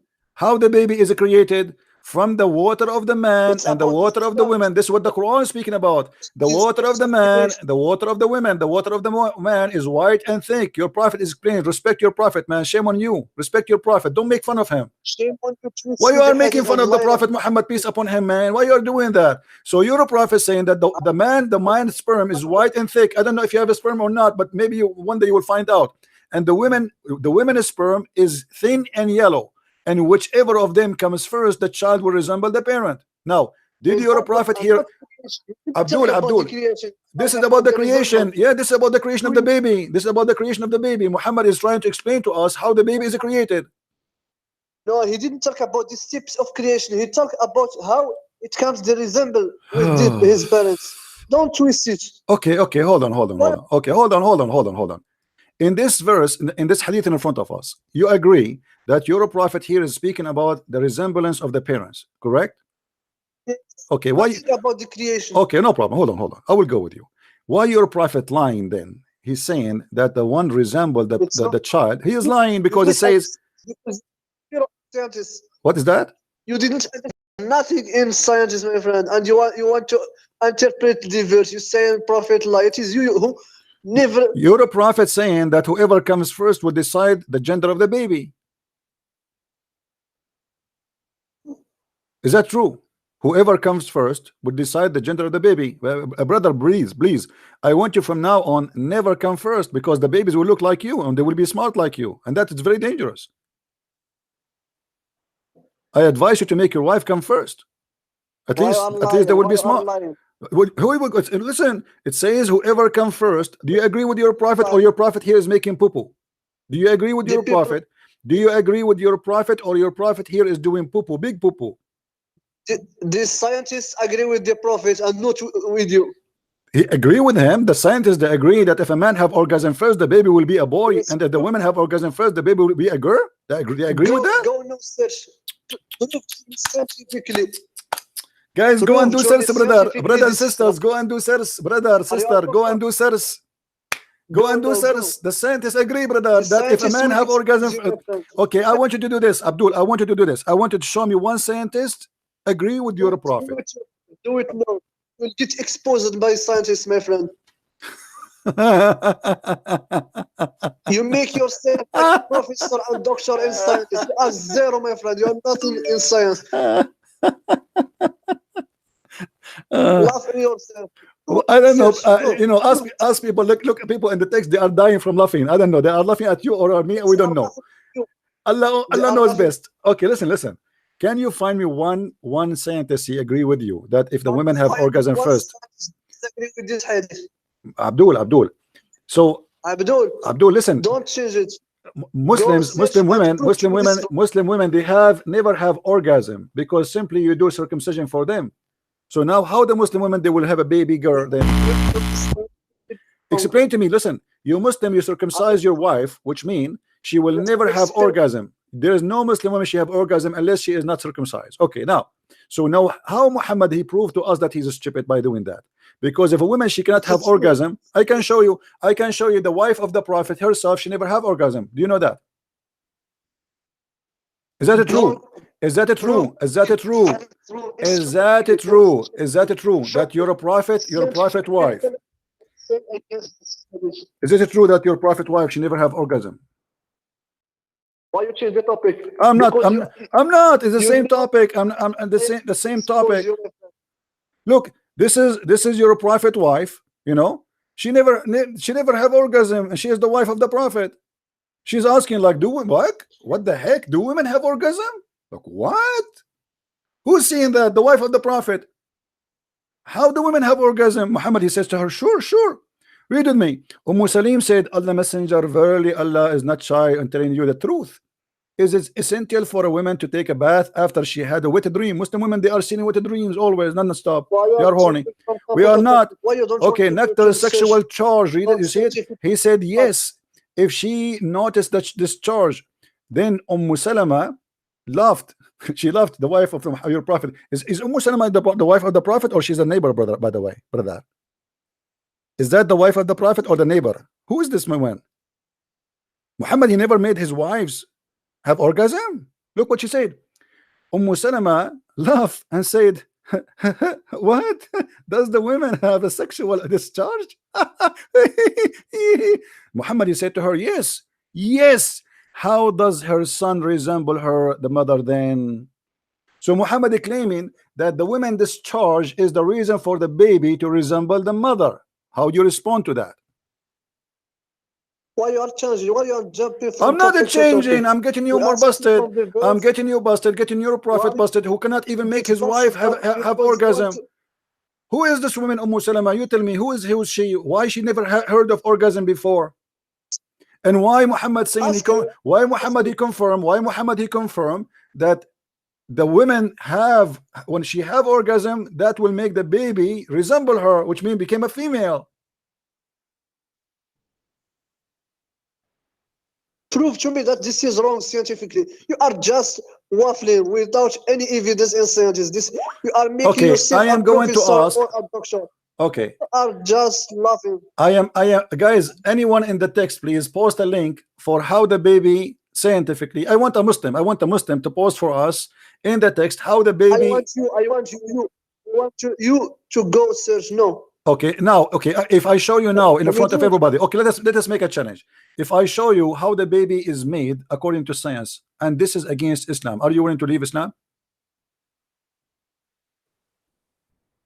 What are you talking about? The creation of a man, of the creation or a sperm, or what exactly? You are saying to me how the baby is made, right? How the baby is made, right? But you are you talking about the verse or the hadith? Both. We will show you how the baby gender is decided, and we will show you how the baby is made. What do you think? I want you to show me that what the Quran say is wrong. Show me. Which one we want to show you? You're saying, listen. I'm not here to waste. I'm not here to waste my time. But I can show you tons. Look, you see, if I search right now in Google, all those websites, they say how the baby is made. Which one you want me to choose for you? Look at the screen. Tell me the one you like me to click in it, and I will go there. Which one? Go to a website of scientists, and not just. This is all scientists. All of them, they are scientists. Which one you choose? You see, I'm giving you because you refuse to do the search yourself. Which one you want?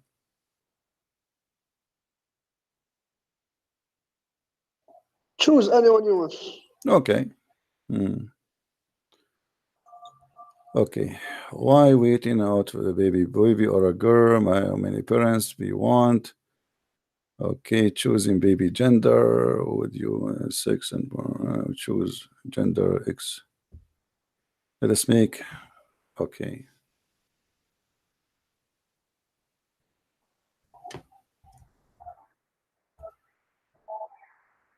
How to have a girl or a boy, choosing baby sex. Was there a child or a girl, boy, baby girl, pregnancy, myth, which gender you are. Okay, let's see this one.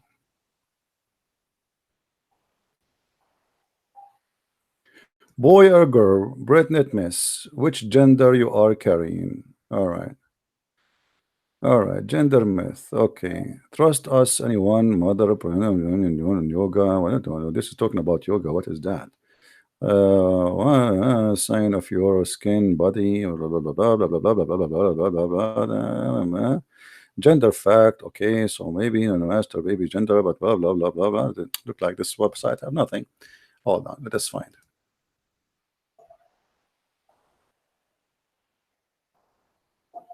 Hold on. We need to find a website speaking about science of babies. Anyone have one? If you have one, send it to me in Skype. Okay, let us see. All right, somebody send me something, I don't know. Let us see. I'll put it in the screen.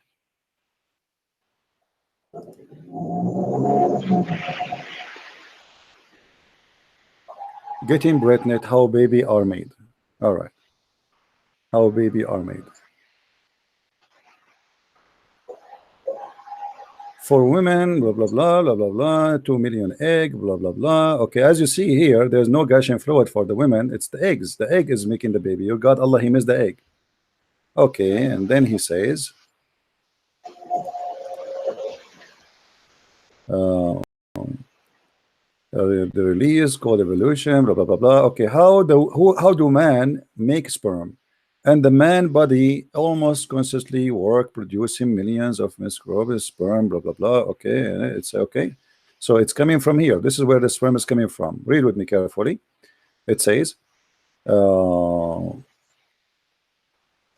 average sperm lives only few weeks in the man body. It's about 250 million, blah blah blah blah. Okay, and then it says to produce healthy sperm, despite okay, does having an orgasm help baby making? Okay, beside etc etc. If in a man having orgasm, proper sperm rich semen in the vagina up. Okay, blah blah blah. Okay, okay. A women orgasm also help concepting. It's study. Okay, let us see. We're speaking about the gender.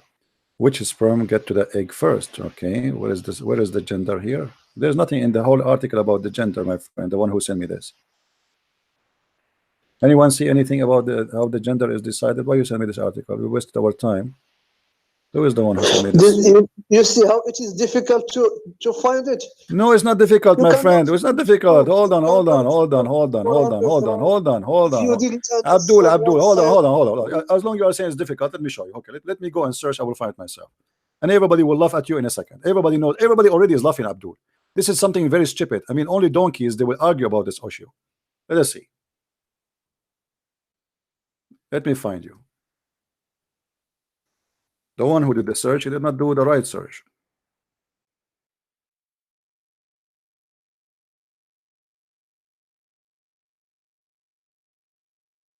All right.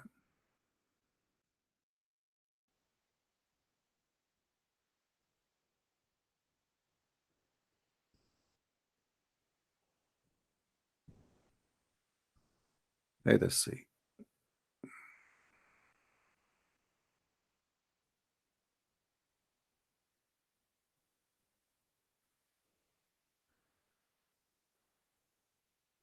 Actually, there's many videos, but we don't want to use them because that will be a copyright issue. There's a ton of them.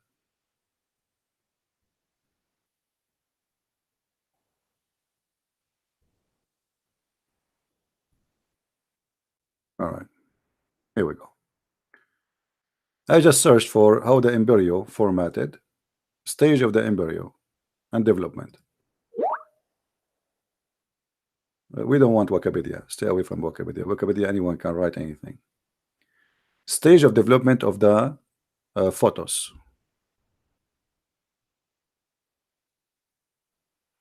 I'm going to post the link. Everybody can go and read.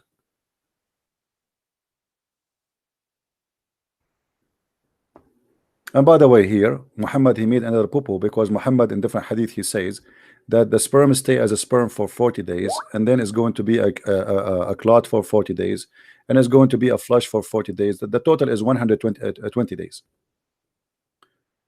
Development of the photos, etc. Okay, even this website is stupid. Before I use a website, actually it was very good. They have even drawing, and they have let us see here.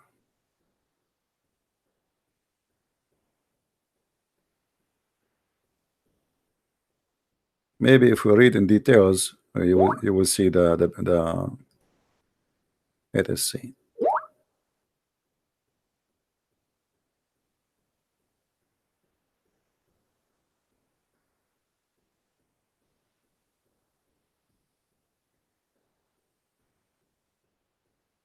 All right. Boy or a girl? Yeah, this is about the X and you know, the gender. But how this guy will understand this? We are talking to certified donkeys. You want to explain to this guy X and O? That is mission impossible. Sons or daughter? Let us read from here.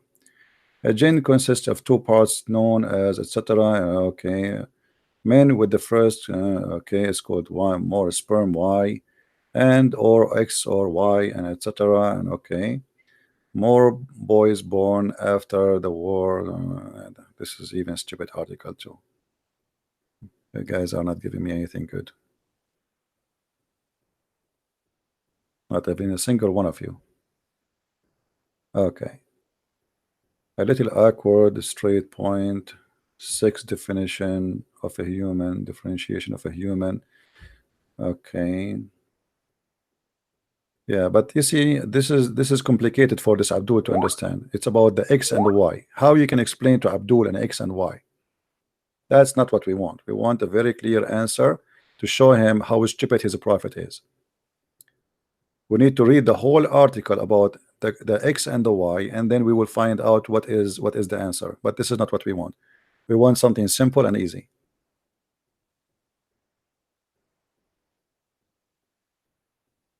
Let us see this one.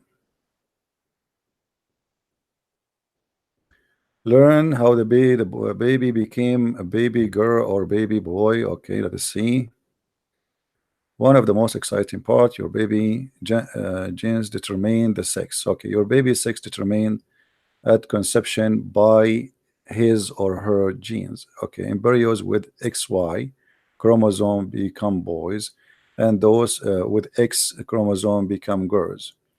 And there's 70 different genes, etc. And by the way, I read an article even not long time ago that even those they found that it was really the man who decided. It's not really the chromosome of both. This is what I saw in the article. They are saying they found that it was the man and the man only. But look here. It is the chromosome, according to this article. In the beginning, boys and girls are the same up until about 7 weeks to 8 weeks pregnancy. Both sex have what is known gentile ridge. All right. Advertising. The baby would develop a female sex organ if it were not male hormone testosterone at around week 7. The Y chromosome single that start transforming production and etc. But anyway, as you see, this is alone here is enough, because Muhammad, he said whoever comes first, that will decide the baby gender. Correct? This is here is enough. Muhammad, he made it clear that the one who decide the gender of the baby is whoever come first. There's not even a woman pregnant yet. You come first, the baby will be like you. Doesn't matter if it's a male or a female. And here we go. This is science in the front of us saying totally the opposite. Let us call this Abdul. This is enough. Let us call this Abdul and love together again.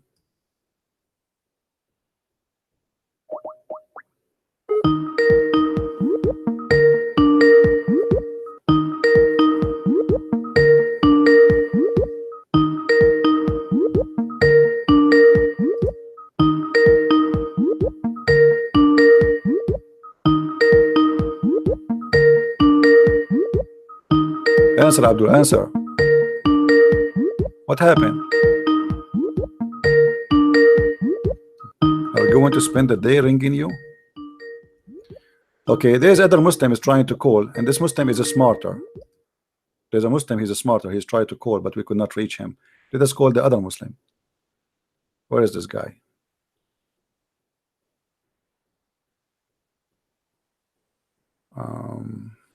Isa.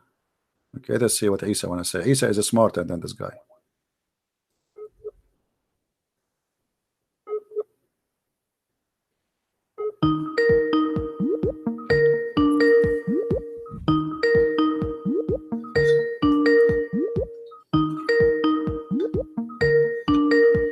What's wrong with Muslims? Okay, Muslims, they are in strike. Look like they are afraid to see what happened. Who is the Muslim is proud about what's happening?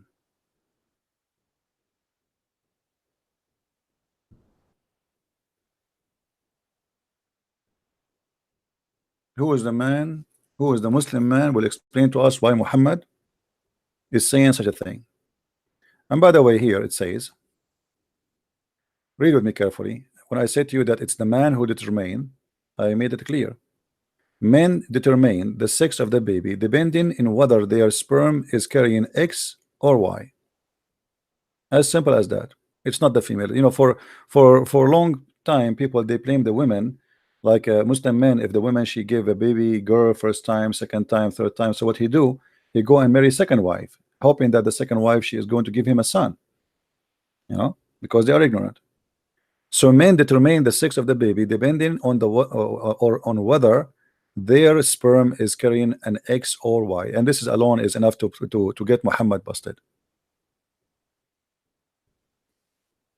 Any Muslim have a comment? How Allah he say such a stupid thing? How Muhammad he say such a stupid thing? And remember, Muhammad when he answered this answer, he claimed that Jibril told him. Muhammad when he answered this answer, he claimed that Jibril is the one who told him that. It's not his idea. What happened to you, Yusuf? You don't want to call me no more? Yusuf? Mama is waiting.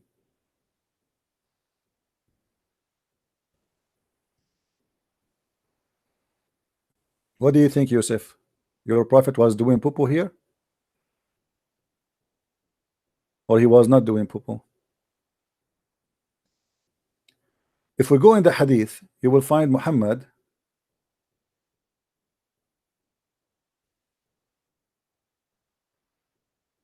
let us see.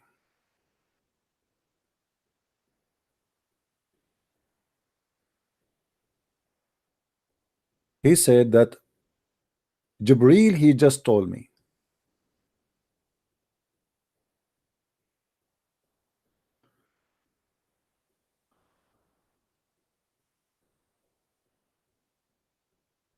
Let me show you the other hadith.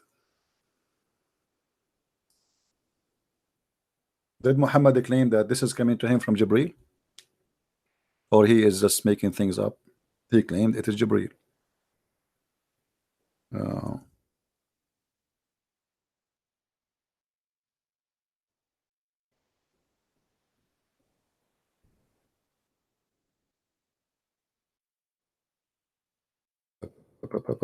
Here we go. All right. Read with me what Muhammad said. Muhammad he did not claim that this is an answer he is guessing. Muhammad he said clearly that this is Jibril told him. Read with me. The man he said to him, and what make the baby look like the father or the mother? And by the way, here they mean if they are female or male. The prophet said, just now Jibril has informed me about that. Do you see it? The Muslim they cannot say, well, Muhammad is a man, he thought this way, he is mistaken, he is a human being like all of us. Well, Muhammad is a liar. This is what it's making a difference, because Muhammad is making a claim that the one who told him this information, it is Jibril. Correct, guys? As long he is saying Jibreel informed me. Now, what the Muslim can say, what he can say, obviously there's one of two: either Jibreel is stupid or Muhammad is a liar.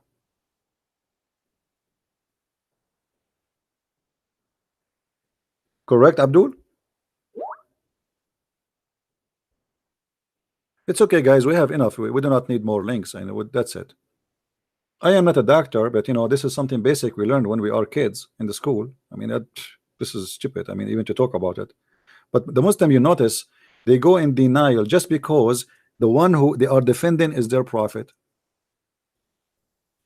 They go in denial. That's it. They don't want to agree. They don't want to believe. They don't want to, etc. And they want to go against what everybody in the world knows. And suddenly, just because Muhammad he says such a thing, the Muslim they want to believe in it. And there is no way we can give Muhammad any excuse except being a false prophet, because he claimed that Jibreel told him. Who told him the Quran? Jibreel. Who told him this? Jibreel. So Muhammad here confirming the same source he received, everything he have from Allah is coming from Jibreel. This is the guy, the pizza guy. Hey, by the way, guys, today I'm going to eat pizza. I want to eat with me. Honest to God, I wish I can invite you, but thanks God I cannot. Because imagine I want to invite 600 people to my pizza. Obviously, I would eat nothing. So I'm very thankful that you are not here. Unless the Lord, the Messiah, he plus our pizza and he will feed thousands of people with it. You see how amazing the Lord, the Messiah. Look what we are talking. Look what we are debating about. The poo of Muhammad. In the same time, the Muslims, they themselves, they have a chapter in the Quran. It's called the chapter of Al-Ma'idah, which means the chapter of the table, the food. Jesus, he blessed the food, and people they eat by thousands and never end, even in the Quran. So look what we are debating about. The Muslim, they debate you about Trinity because this is their favorite topic. But who care? Let us say for the sake of argument, somebody believe in something and it's wrong. Let us say there's a guy, he believed that there's 10 gods. But then we found that he is right. So thank God there's 10 God. Then what we can do? If there's one is one.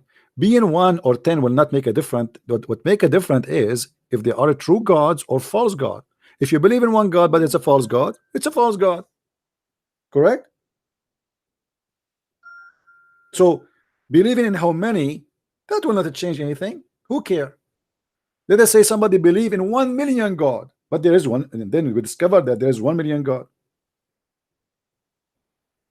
That changed nothing.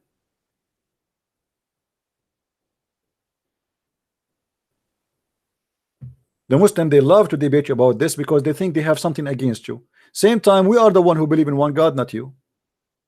In the top of that, everything Jesus does, your God cannot do.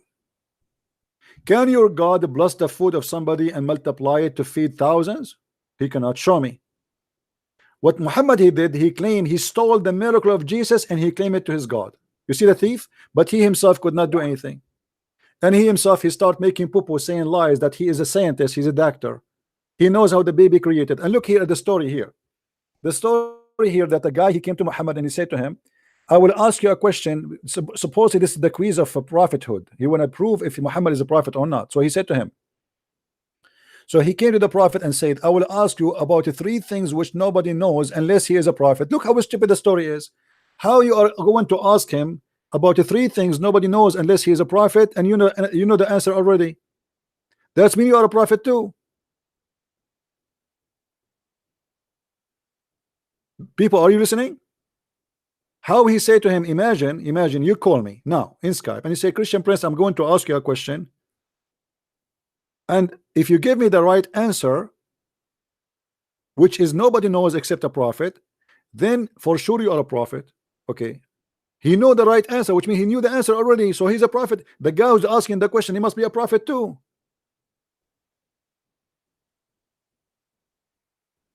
And then he asked him, very funny question, what is the first meal we will eat in the heaven? What first meal? What are you talking about? Muhammad, he said to him, we are going to eat the liver of the whale. The liver of the whale. Anyone knows why he chose the liver of the whale? Why the liver of the whale? Who knows?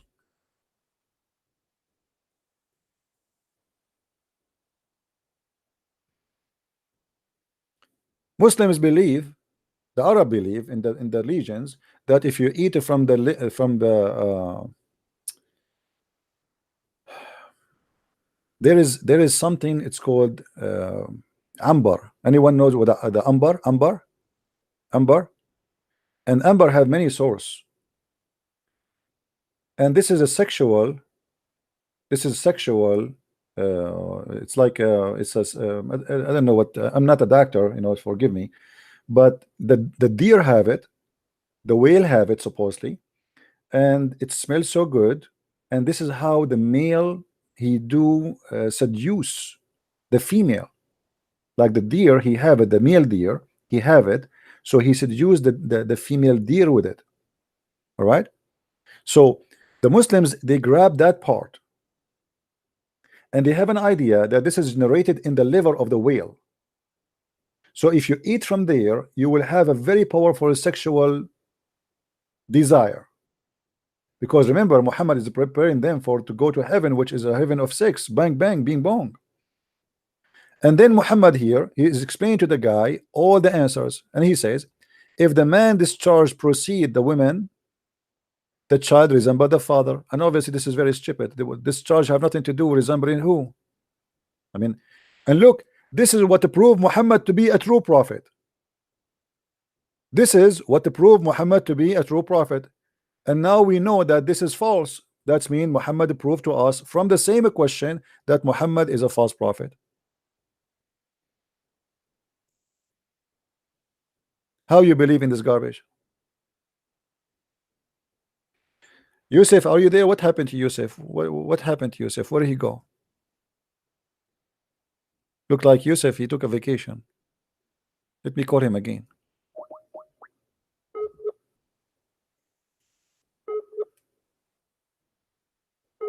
Maybe he flee. Maybe he retired. Okay, go. Maybe he's offline. He left. And look, guys, look how the Muslim, they fabricate the translation. You see here, look what the Muslims added to make Muhammad sound better. So they added the chromosome and the genes and the ovum central partition. Like, what the heck? Muhammad, he never spoke about this. He said the woman water is the man. Obviously he's speaking about the sperm. Look what he's saying. What a chromosome. What a chromosome, man. The man water is white, the women is yellow. What ovum central partition? Where do you get this from? And Muhammad is the one who said whoever comes first, the baby will resemble the parents. So this is about the orgasm, not about the chromosome.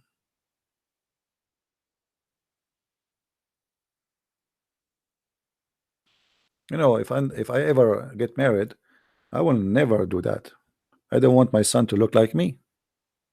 Unbelievable. You want me? That's scary. In my house, I don't even have a single mirror. Because when I moved here, there was a mirror, by the way. I entered the room, in the bedroom, I saw a mirror. I get scared. Like, who's that? So I left. I came back. He's there. I left. And then Khadija, she came and she said to me, sit in the top of my right leg. I sat. She said, do you see him? I said, yes. Then she said to me, sit in the top of my left leg. And then she said, do you see him? I said, yes. Then she said to me, sit in the top of me. I sat in the top of her. In a good way, by the way, in good way, brother. And then she said, do you see him? She said, I said, yes. Then she took off her clothes, and that scared the hell of me and the hell of the angel. So both of us, we left. True story.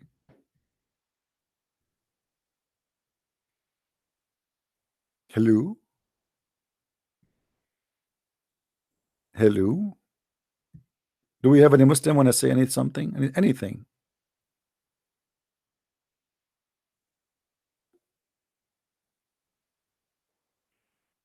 Anyone? And by the way, this is what happened. But both of us, we left, and the mirror cannot see me no more. So I can't see him no more. It was in the mirror. My friend, Islam is the most stupid religion, and anyone argue about that, he is fooling himself. I want people to download this video, especially when the Muslim he called us, and cut it parts and let everybody see how stupid Islam is. If Muhammad lie about those things, obviously he's a liar. There's no question. There's no need even to debate about anything. There's no way this guy is a prophet of God. Especially he claimed that this is what Jibril told him, as we showed you. This is not his private idea. Like I can say, okay, I said to you yesterday something. Well, I'm wrong. I'm not really a doctor. I don't know. I was guessing. But Muhammad, he made it clear that the one who told him that, it was Jibril. Jibril came to me, and now he just told me. You see, just Allah Messenger, the Prophet, he said, the Nabi, he said, just now Jibril has informed me about that. So Muhammad, he claimed that the information he have is coming from the guy who is supposedly an angel. His name is Jibril.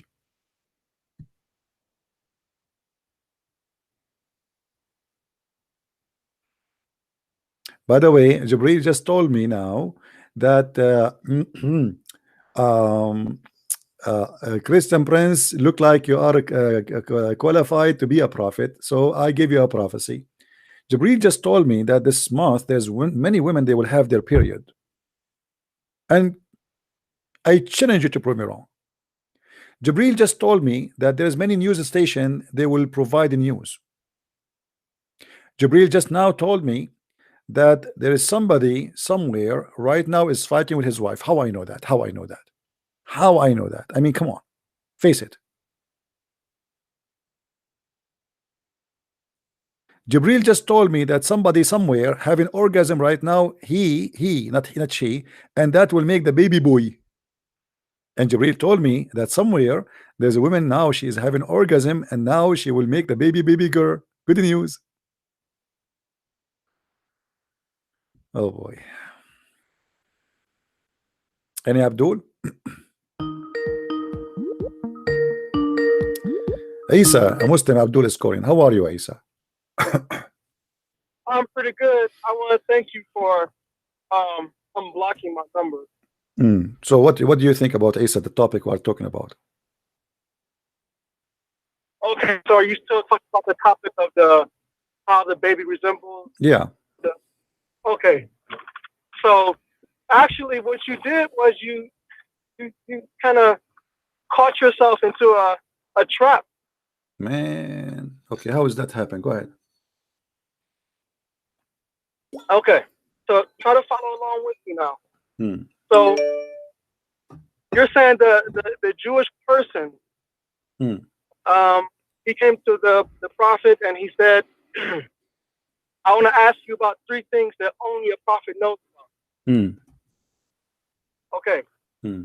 So we're supposed to, and keep in mind, Jewish person, his information, he's getting it from the teachings of Moses, and you're supposed to be the Moses as being a prophet, right? Go ahead.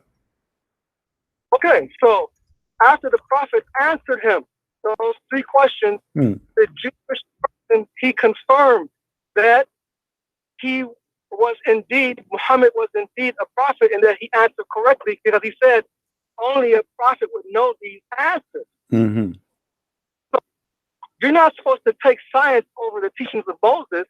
So you either have choices, which is so the teaching of Musa. So you are saying the teaching of Musa says if somebody have orgasm first, the baby will be a boy? Yeah, because the Jewish person said, he confirmed, and he said, okay, well, you have to show me then. You have to show me that Musa says that. Go ahead, I'm listening. Okay, the proof is in the fact that the Jewish person confirmed that he answered correctly. The Jewish person. They confirmed that the Jewish guy, he said that. Okay.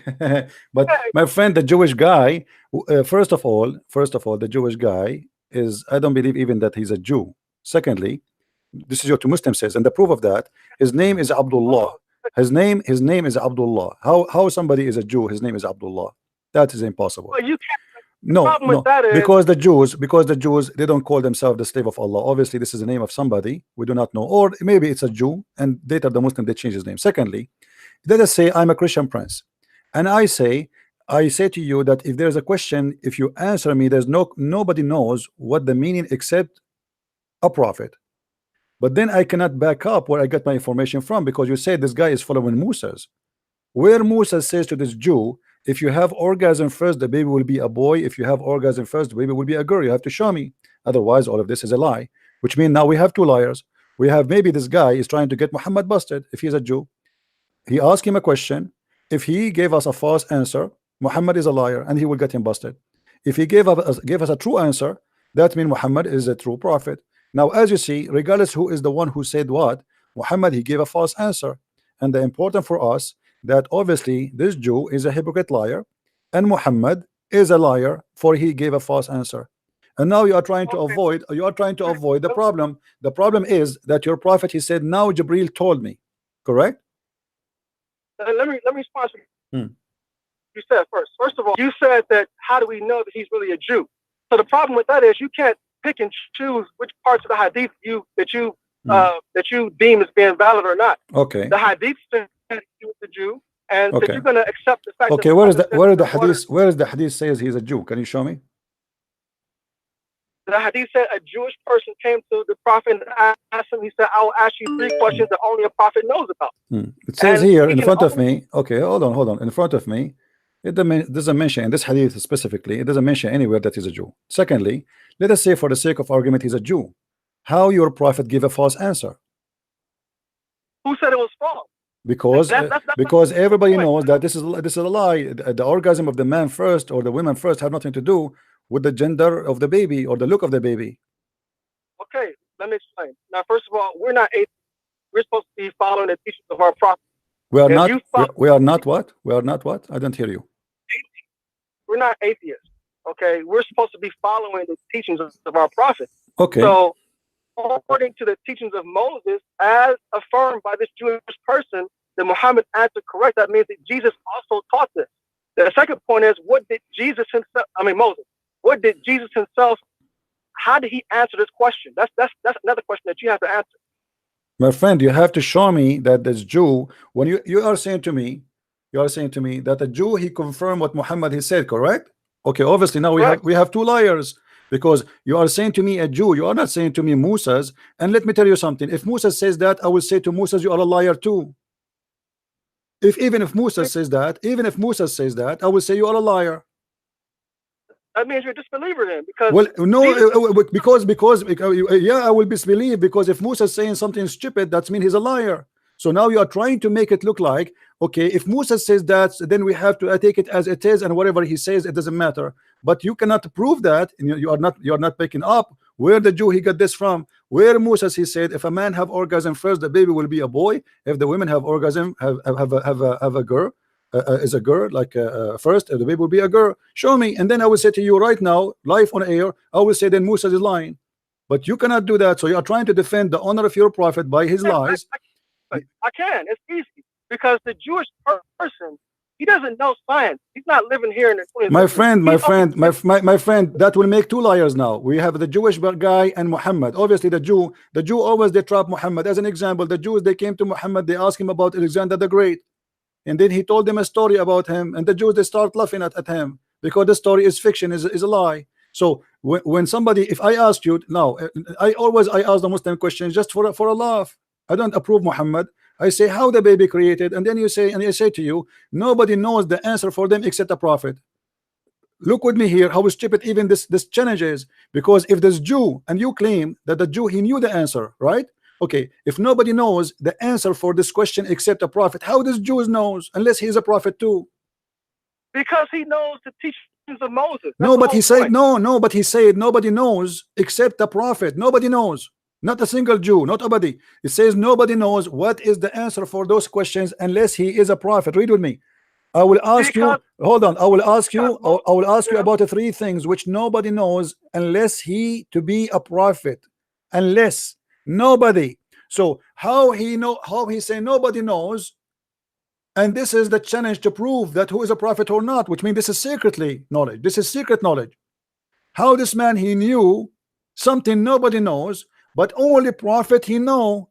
That means he is a prophet too. No. That means that he learned from the teachings of Moses. Because He's Jewish. but if you learn from the teaching of Moses, that means everybody knows. And that means there's that means there's no need to challenge anyone, because this will be written in the Torah. Hold on, my friend. Everybody is laughing at you now. I don't mean to insult. If this is in the teaching of the Jews, and as you said, that means everybody knows what he knows. But he says there, I will ask you 3 things which nobody knows except a prophet, not the Jews, not the Christians. Nobody knows. Only prophet, they knew this, the answer for those questions. So you are now trying to defend a Jew, making fun of your prophet. Obviously, he's making fun of your prophet. It's obviously, if he didn't know, if only a prophet knew the answer, how would he be able to affirm it? Unless he knew what Moses unless he's a scumbag. This is the answer. Unless he's a scumbag, he's a liar, he's a hypocrite. Unless this story maybe is a story of Muhammad fabricated. So if I confirm what is wrong, doesn't make any difference. What the Jew confirm here, if the Jew confirm it, that means he's a scumbag too, and he's a liar, because this has nothing to do with God and cannot be about God, because God will never teach something stupid like that. So now look what you are doing. You are trying to defend your prophet, saying something stupid, that the women have orgasm first, the baby will be a girl, the man have orgasm first, the baby will be a boy, by saying, okay, the one who confirmed that is a Jew. So your witness is a Jew?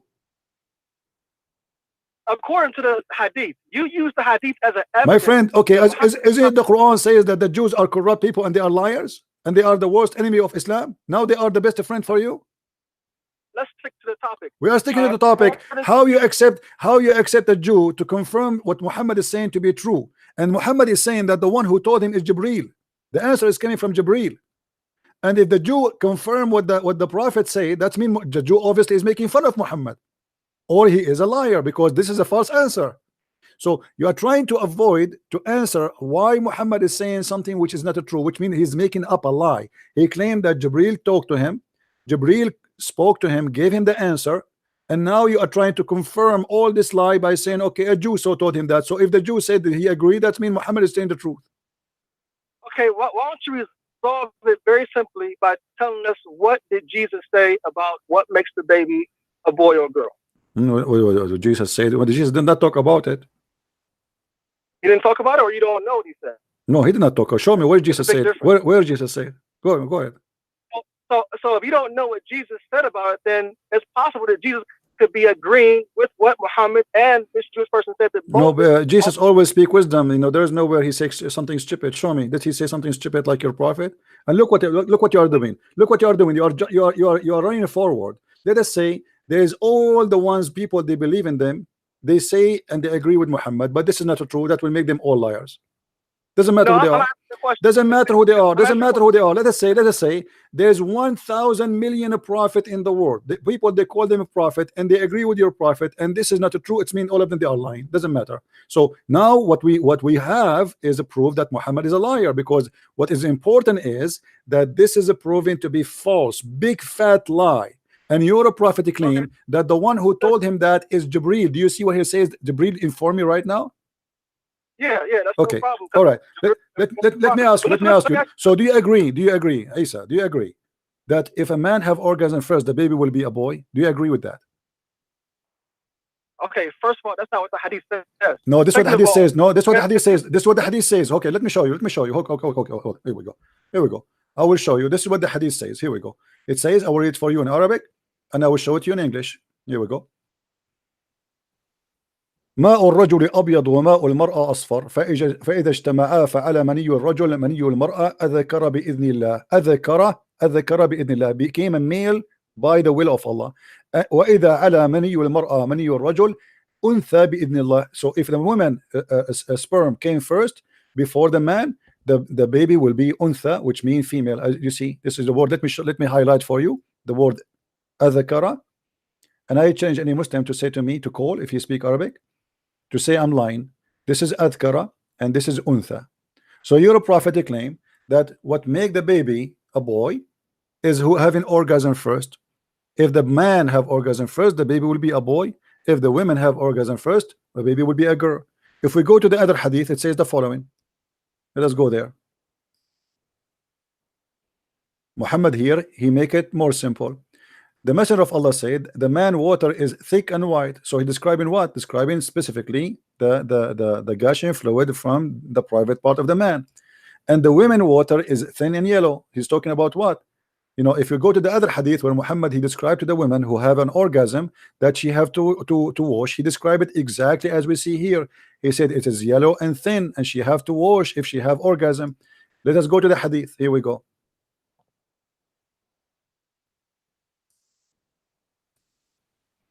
Here we go. If we go this hadith, this is Sahih al-Bukhari, so you cannot say it's a lie. A woman, she came to Muhammad and she said, Allah is not shy to tell you that the truth is entirely for women to take a bath after she had a wet dream, which means sexual discharge. He said, yes. If she noticed discharge, she noticed, which means this is something is coming out. On that, Salama said, she said, she laughed. Does the women have orgasm, discharge? He said, yes. How then does her son resemble her? You know, this is, by the way, false translation. The word is al-walad, which means the baby, the born baby. So how her baby resemble her? So your prophet here make it clear that he's talking about the sexual fluid coming from the women, which is a yellow and thin, and this is something is discharge coming out in the vagina. So obviously Muhammad, he made a big mistake. And Muhammad here, by claiming that the one who told him that is Jibreel, he proved to us that he is a false prophet. Go ahead, Mr. Isa, I'm listening. Okay. So first of all, the hadith says that you confirmed that Muhammad was speaking the truth. Okay. So we, as being people who follow scriptures, we're not supposed to take science over the scripture.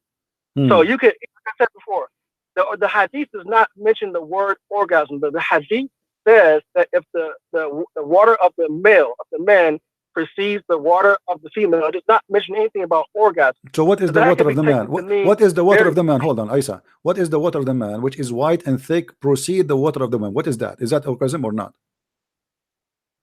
It says the water is white, right? It says the water is white. So isn't this orgasm? Isn't this orgasm? Isn't this is the cum of the man? But there's a big difference between the semen of the man and the fluid of the woman and an orgasm. There's a big difference there. That's the whole point. And the point you're not seeing is, okay, so are you saying that a man, are you saying a man he can have orgasm without having a sperm? That's not what I said. Okay, but your prophet said, listen.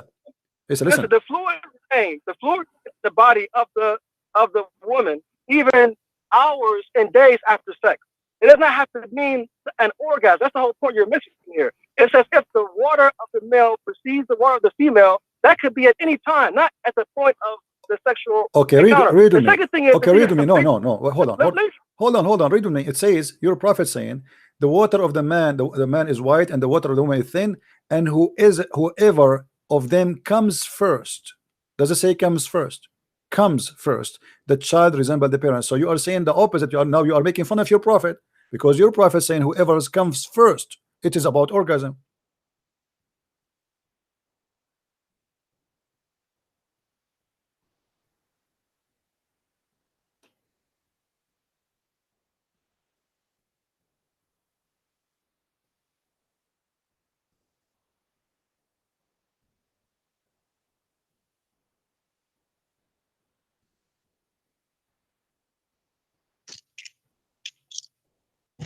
What happened?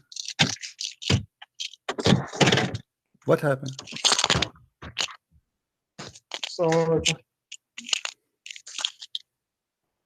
Are you there? Okay, you can call a friend. Let me know. I'm not going to. It's very embarrassing of what you said, because obviously you destroyed your prophet without knowing.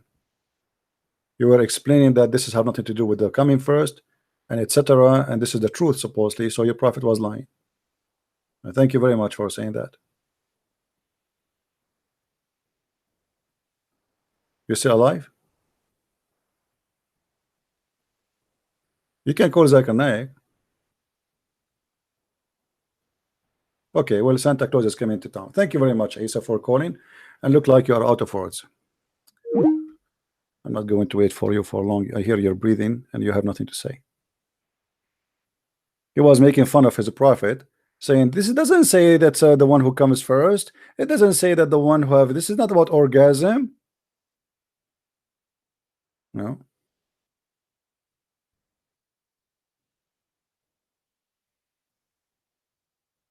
Right?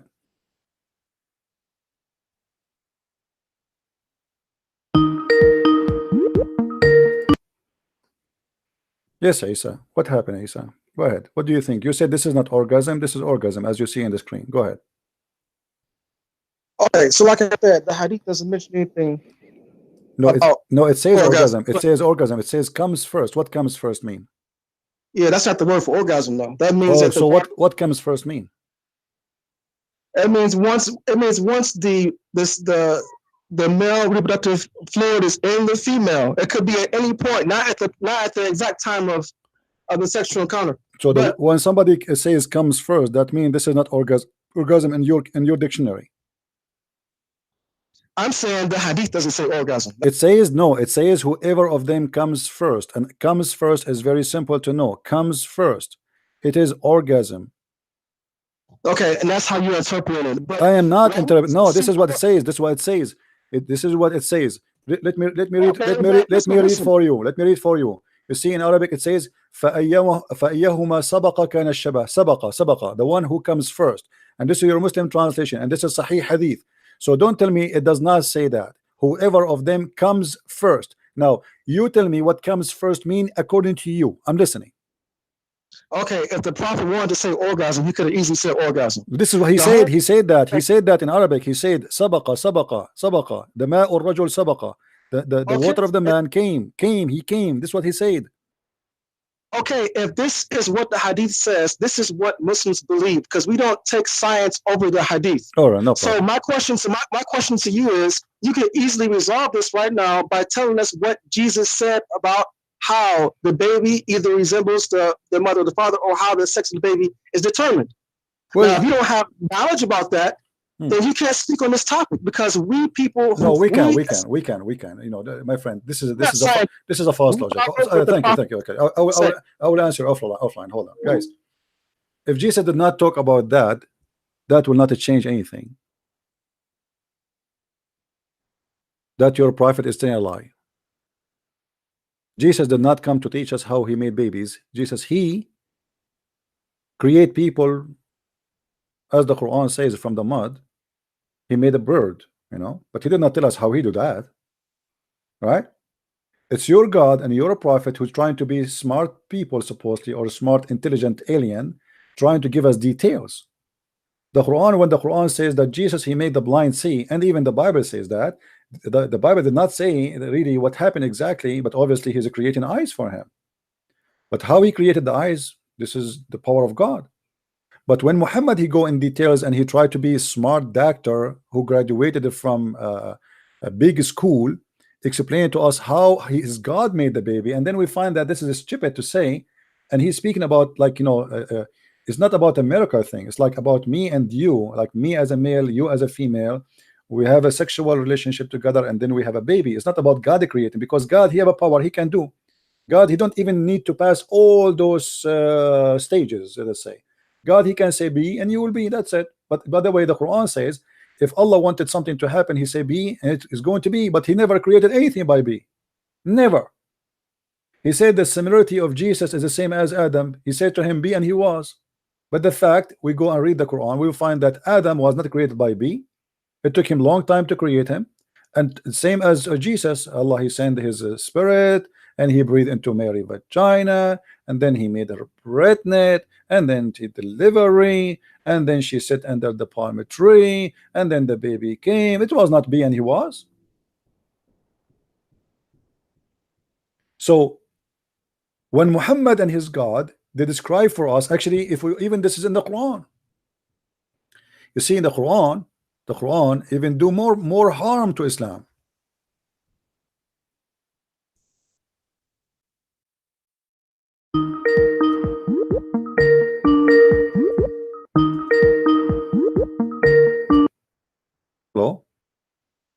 Yeah, hi, Christian Prince. Hey, my friend, how are you? I'm fine. It's Mr. A. Yes, my friend. I wanted to share something here. I heard a lot of nonsense and about this sperm and orgasm. Okay. I will tell you something. A man's sperm contains 22 chromosomes as well as either one X or Y chromosome. All right. And a woman's contains 22 chromosomes plus an X chromosome. So it has nothing to do with who orgasms first. It's all in the man's sperm, which either the X chromosome will reach the egg or the Y chromosome will reach the egg. Yeah. So it absolutely does not have anything to do with who has the orgasm first. Yeah, but the idea of this Muslim, that as long a Jew, he told Muhammad, nobody knows this except a prophet, and obviously the Jews look like he's a god for them. Suddenly he became a god, and as long the Jew he confirmed that Muhammad is saying the truth, that means this must be right, and you cannot take the science against the Jew. Yeah, it's ridiculous, man. Yeah. How can you even believe such a thing? It's amazing how the brain works on specific people. Yeah. You know, brain can work in mysterious ways. Yeah, but obviously the Muslim brain is not working at all. Something like that. All right, my friend. Thank you very much for calling. Take care. Thank you. Bye. All right. Here we have the Quran in front of us, chapter 23, speaking about verse number 14. Then we made the sperm into a clot, and this is again another poo-poo, because the sperm is not going to be transformed into a dead blood.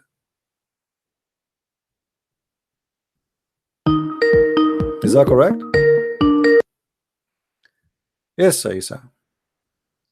Okay. I just heard what the caller said, and like I was trying to explain to you,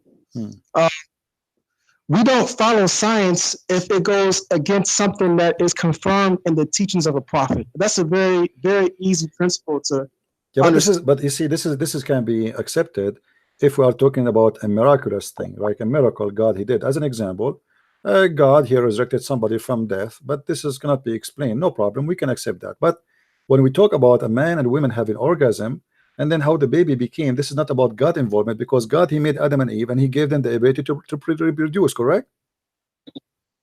Yes. Okay, so now what Muhammad is talking about here is the reproduction process is not about a miracle. It's just a reproduction, which is also supposedly God creation anyway. So God created how man is.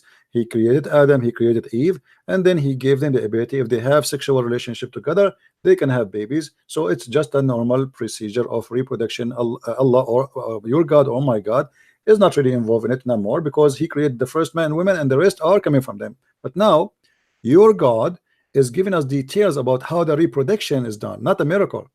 So look what the Quran says. And we made the sperm into a congealed blood. Do you know what congealed blood is? Yeah, it's a blood. Okay, what kind of blood it is? I'm not sure. It's dead blood. It is dead blood.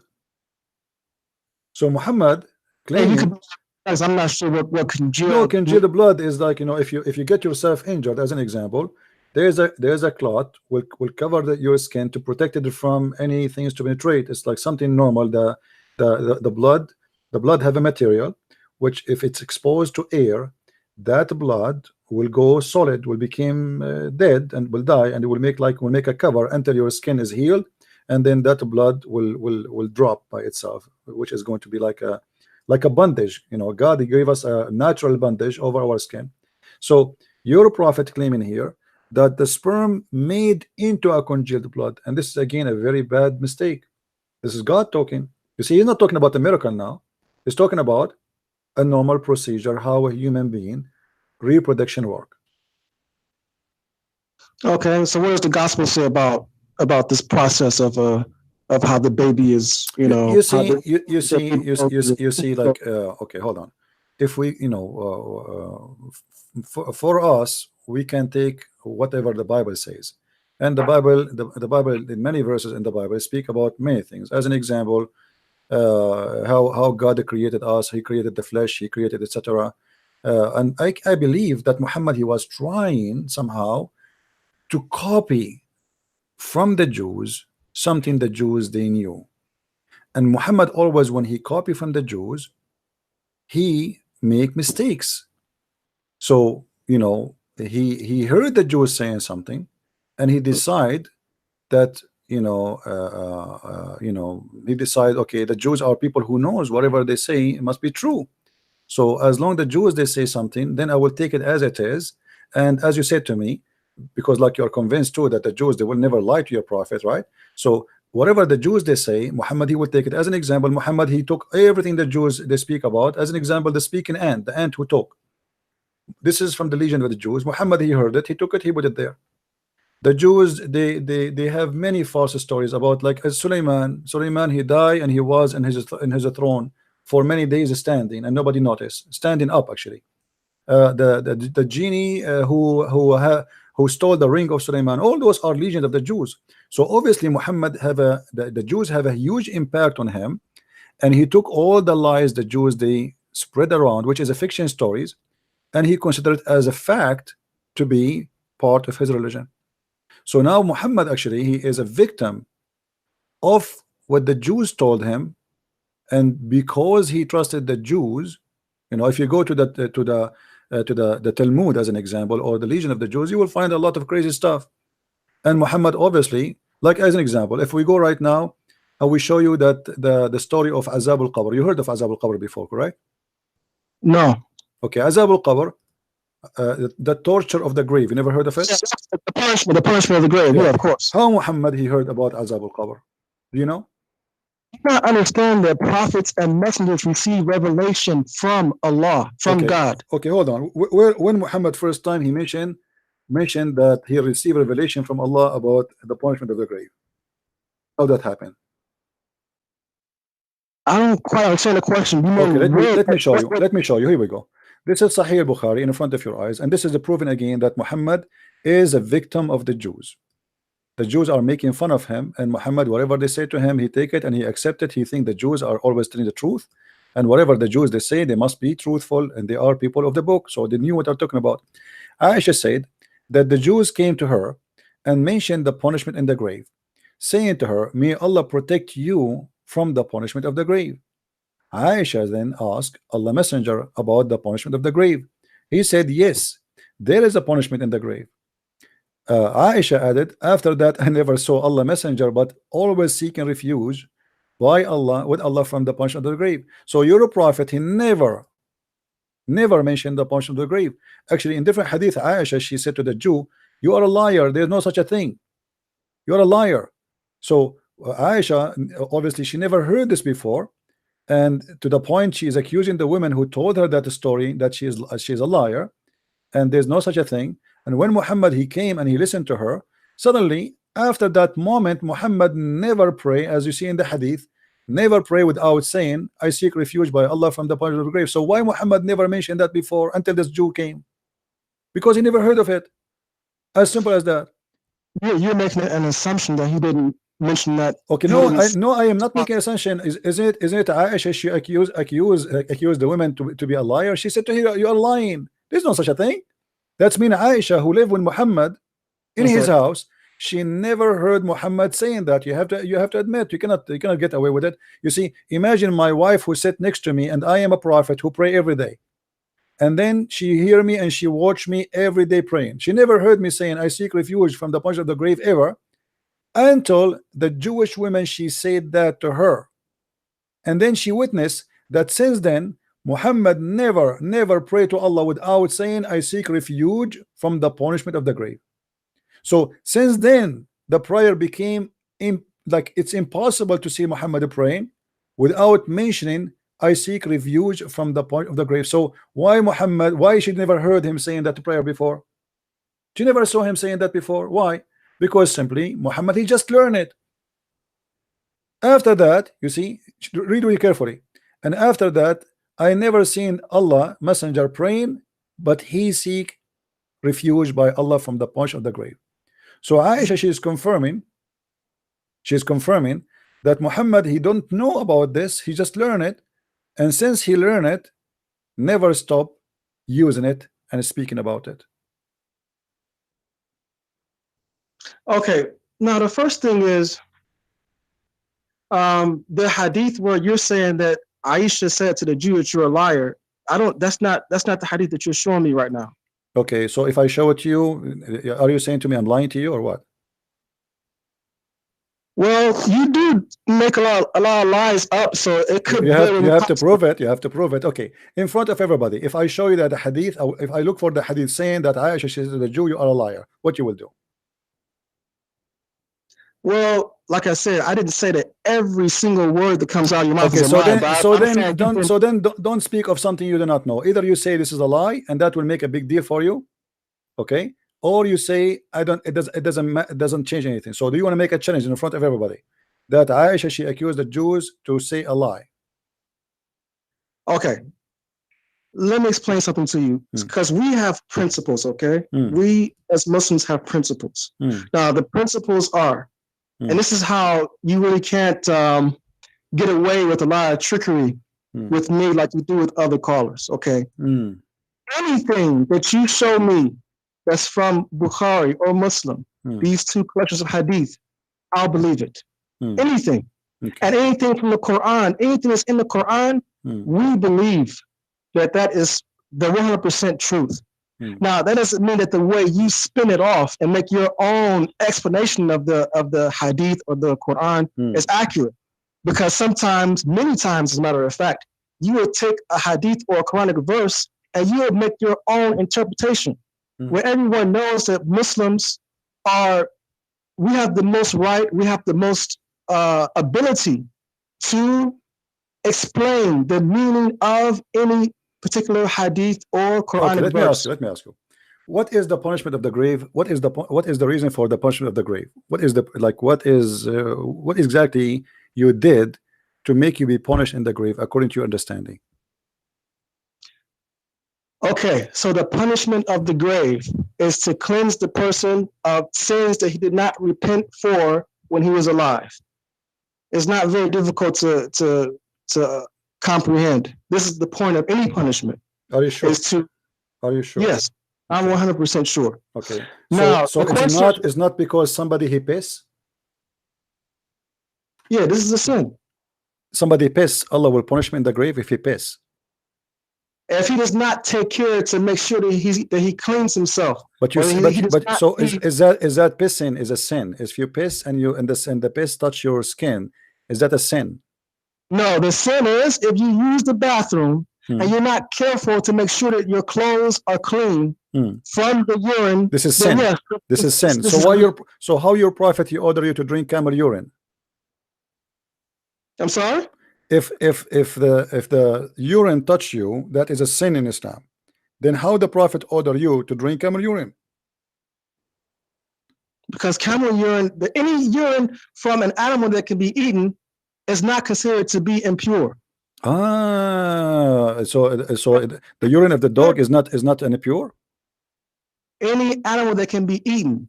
A dog cannot be eaten. Okay. So any animal can be eaten. The urine is not okay. So you can drink urine. Okay, I see. Okay. Now listen. When you say to me that if you don't clean your urine from you, and that is a sin, and that will punish you, does that mean if I show you that your prophet, that urine he used to touch him, that mean he is going to be punished in the grave? Let me ask you a question. Don't ask me a question. Don't ask me a question. You see, you play games. You keep. I will go with you. Are you saying that your prophet will be punished for his urine touch him? The prophet would never be punished for anything because so in a second you change your mind.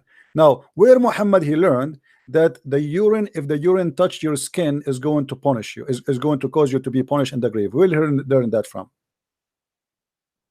Is it from the Jews? Is it from the Jews? Is it from the Jews? Is it from the Jews? The definition of a prophet or a messenger. No. I'm asking you, where Muhammad he learned this knowledge that the urine is the reason to be punished in the grave. Is that from the Jews? It's from Allah, because like I said before, so it's not from the Jews. It's not from the Jews. No, No. No, it's not from the Okay, Jews. let us see this hadith then. Guys, be my witness. He said it's not from the Jews. In a second, this guy, he will change his mind. All right. I want to see this. I want to see you change my mind. Go Okay, ahead. let us see.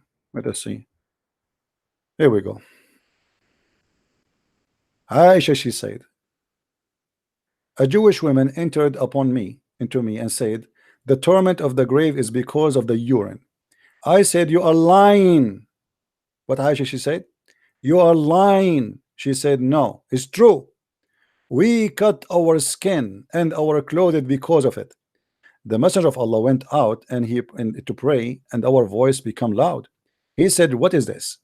I told him what she had said. He said, she spoke in the truth. After that day, he never offered any prayer, but he say, following the prayer, after he followed the prayer, Rabba Jibreel wa Mikael wa Israfil, etc., etc., I seek refuge from you against the punishment of the grave. So Muhammad here never since then, Aisha, she never heard of that before, and you are the one who said to me, where you get this one, that the Jews, she said to him, you are a lying, right? You remember? You said you fabricate your lie. Here we go. Aisha, she's accusing the Jew that she is a fabricate, she is a liar, and this is going to be true. Why? Because this is stupid. Why Aisha, she's saying to the Jew, this is a lie? Because this is stupid, obviously.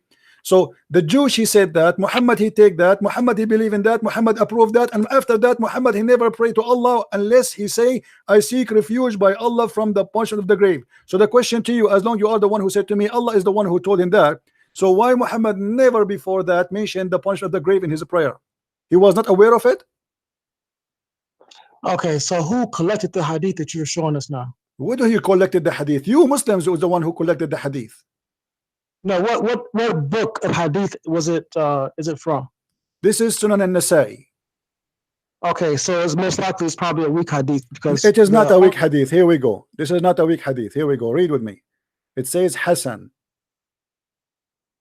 Just because okay, let me show you. Okay, hold on. Let us see from Al-Bukhari. Let us get you see the Muslim, they want to play all the games. Okay, let us see if this can be found in Al-Bukhari. Okay, all right.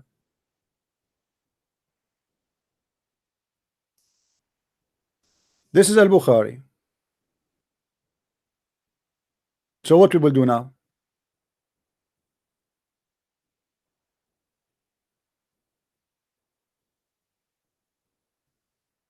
Muhammad, he never mentioned this prayer before.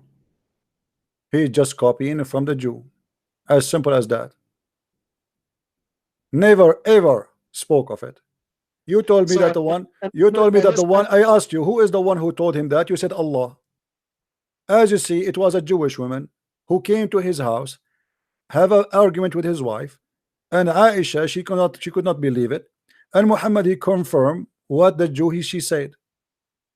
So how does that mean that the Jewish person taught him that if he confirmed? Because he never prayed that before. If the Jewish woman is not the first one to mention that, why Muhammad? As you see how important it is to say this prayer. After that, she never saw him. Read with me. After that, I never saw Allah messenger, but seeking refuge with Allah from the punishment of the grave. After that, so Muhammad, if this is very important, that you should add in every prayer after the prayer to seek refuge from the punishment of the grave. Why Muhammad never mentioned it before? Why suddenly now, after the Jew, she came to him, suddenly he repeated every time he pray? Obviously, he just learned it. He liked the idea. Muhammad is a copy-paste guy. The Jews, they say something, whatever the Jews they say, and the Jews, they are making fun of him, obviously. That's how you're interpreting. My friend, thank you for calling. That's it. We are done. I'm not going to waste my time. It's obvious. Correct, guys?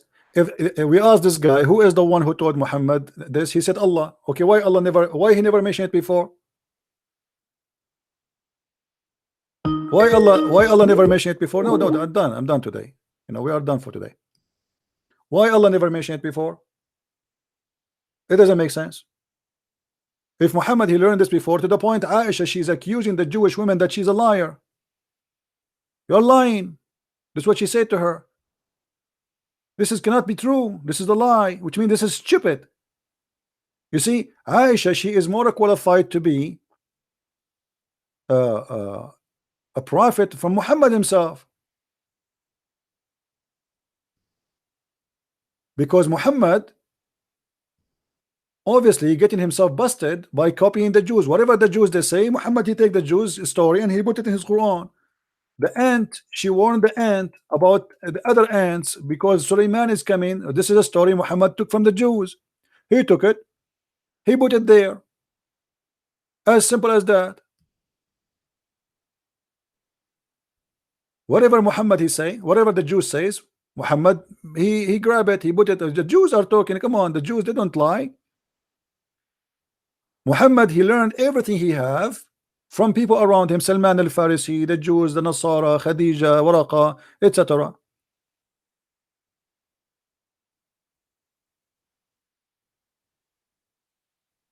This is stupid. And Aisha, she confirmed that this is a lie. And what kind of God he want to punish me for having some piss on my leg? Actually, okay, hold on. If Allah don't want that to happen, can't he make your penis long like a horse so you can piss far away from your body? If this is an issue, that's mean your God he have a defect in his creation. Correct, guys? If God want to punish us for the water touching our skin when you piss, well, that's mean this is his fault, because it's not your choice. The only way, if you do that, especially in the old days, I mean, those people, they don't even have a toilet seat. Muhammad, he used to sit in the ground. He pissed like a woman when he pissed.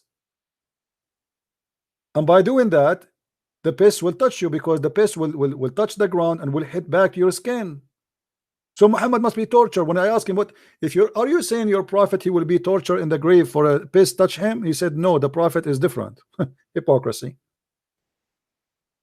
Hypocrisy and madness and stupidity. Muhammad, he keep adding stuff to his religion. He learned about the false Messiah. He add the false Messiah. He heard about the Antichrist. He add the Antichrist. He heard that I mean, all the stupid stories. Muhammad, he grabbed it from somewhere. He have nothing of his own. He's a false prophet. And the Muslim, they try to defend that Muhammad said that whoever have orgasm first, the baby will be a boy.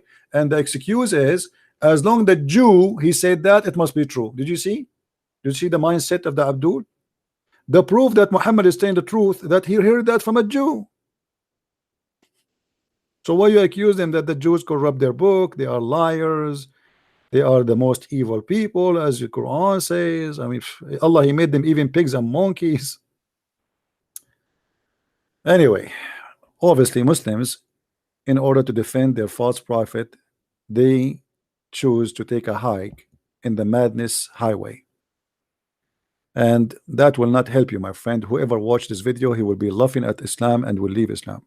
So I'm very thankful for the Muslims who try their best to defend their prophet, but obviously everybody witness that they have a big fat failure, and their prophet, he cannot be a prophet of God. He cannot. Especially he claimed that his stupid answers was coming to him from the angel Jibril. Just now, Jibril has told me, just now. So Muhammad even claimed that a normal question, the answer for it is coming from Jibril, which means everything he says is Allah talking. You see, by the way, when he said Jibril told me, it means Allah told me. Jibril is just the delivery guy. This is not the answer of Jibril. This is the answer of Allah. If this is not enough to prove to you that Muhammad is a false prophet, I do not know what is going to prove to you that he is a false prophet. I want to say thank you guys for being here. I hope today we have a good time together. And don't forget, if you like to learn more about Islam, feel free, you can go and get my books from Amazon. Depend in your country, Amazon.com, DE, France, etc. And don't forget to subscribe to all my pages in Minds.com, Patreon, Facebook, and in YouTube. Invite your friends, share with them, download my videos. They are for free for you. I'm not a person who get upset from people downloading my videos. Actually, I encourage you, because the purpose is not about having subscription for me. The purpose is spreading the truth, and the truth will set you free. The Lord, he said, for free you took, for free you give. You are not required to give Christian Prince any money, and I'm not asking you to pay me. This is something I give for free. Those who help us with donation, they are doing it voluntarily. May the Lord bless them. And those who they are not helping, still the Lord blessing you. We cannot bribe God by paying money in Islam. You do that. In Christianity, you cannot. When people they think that God is someone we can bribe by some donation, that's mean they are corrupt. When somebody says to you, if you donate to me, God will forgive your sin, that's mean he's a corrupt. And that's Muhammad, who said to the Muslims that if you pay me, I will pray in your behalf and I will purify you. That is not in Christianity. Don't fall into the garbage. The one who promised you female and male Gentile, which is endless, he cannot be from God. This is not God. God don't promise such a promise. This is against his nature. God is holy, so is Jesus. Jesus is my Lord, the Christ, the Messiah, the Savior. Even in the cult of Islam, he will come back and he will save the whole world. It's not Muhammad, it is not Jibreel, it is not Allah who will save us in the end of the day, and he is going to destroy the Satan even according to Islam. So why you want to follow the dead man Muhammad and you will not follow the living God, the word of God, the pure, the mighty, the wonderful, Emmanuel? God is with us, and that is Jesus. For Jesus I invite you, because by him and for him everything was created, and anything else is a lie. Never trust a man, never trust a priest, never trust a sheikh, never trust people who claim to be prophet. Trust those who speak the truth about God if they are following God. Muhammad, obviously he don't follow God, he have no God. He was a man who want to take over power. He wants sex, he want money, he want the glory of himself, to the point he changed his name and he called himself Muhammad, which means the praised one. And this is again against God. For when you say I am the praised one, then you are God. Muhammad is a name of a God, it's not a name of a man. Only God is the praised one. Shame on you, shame on you to follow a man. He replaced God even by his name. He cannot be of God. Thank you very much for listening and watching. Christ is Lord and Islam is false. And until we see you soon again, please subscribe and tell your friends, and God bless you. Take care and bye-bye.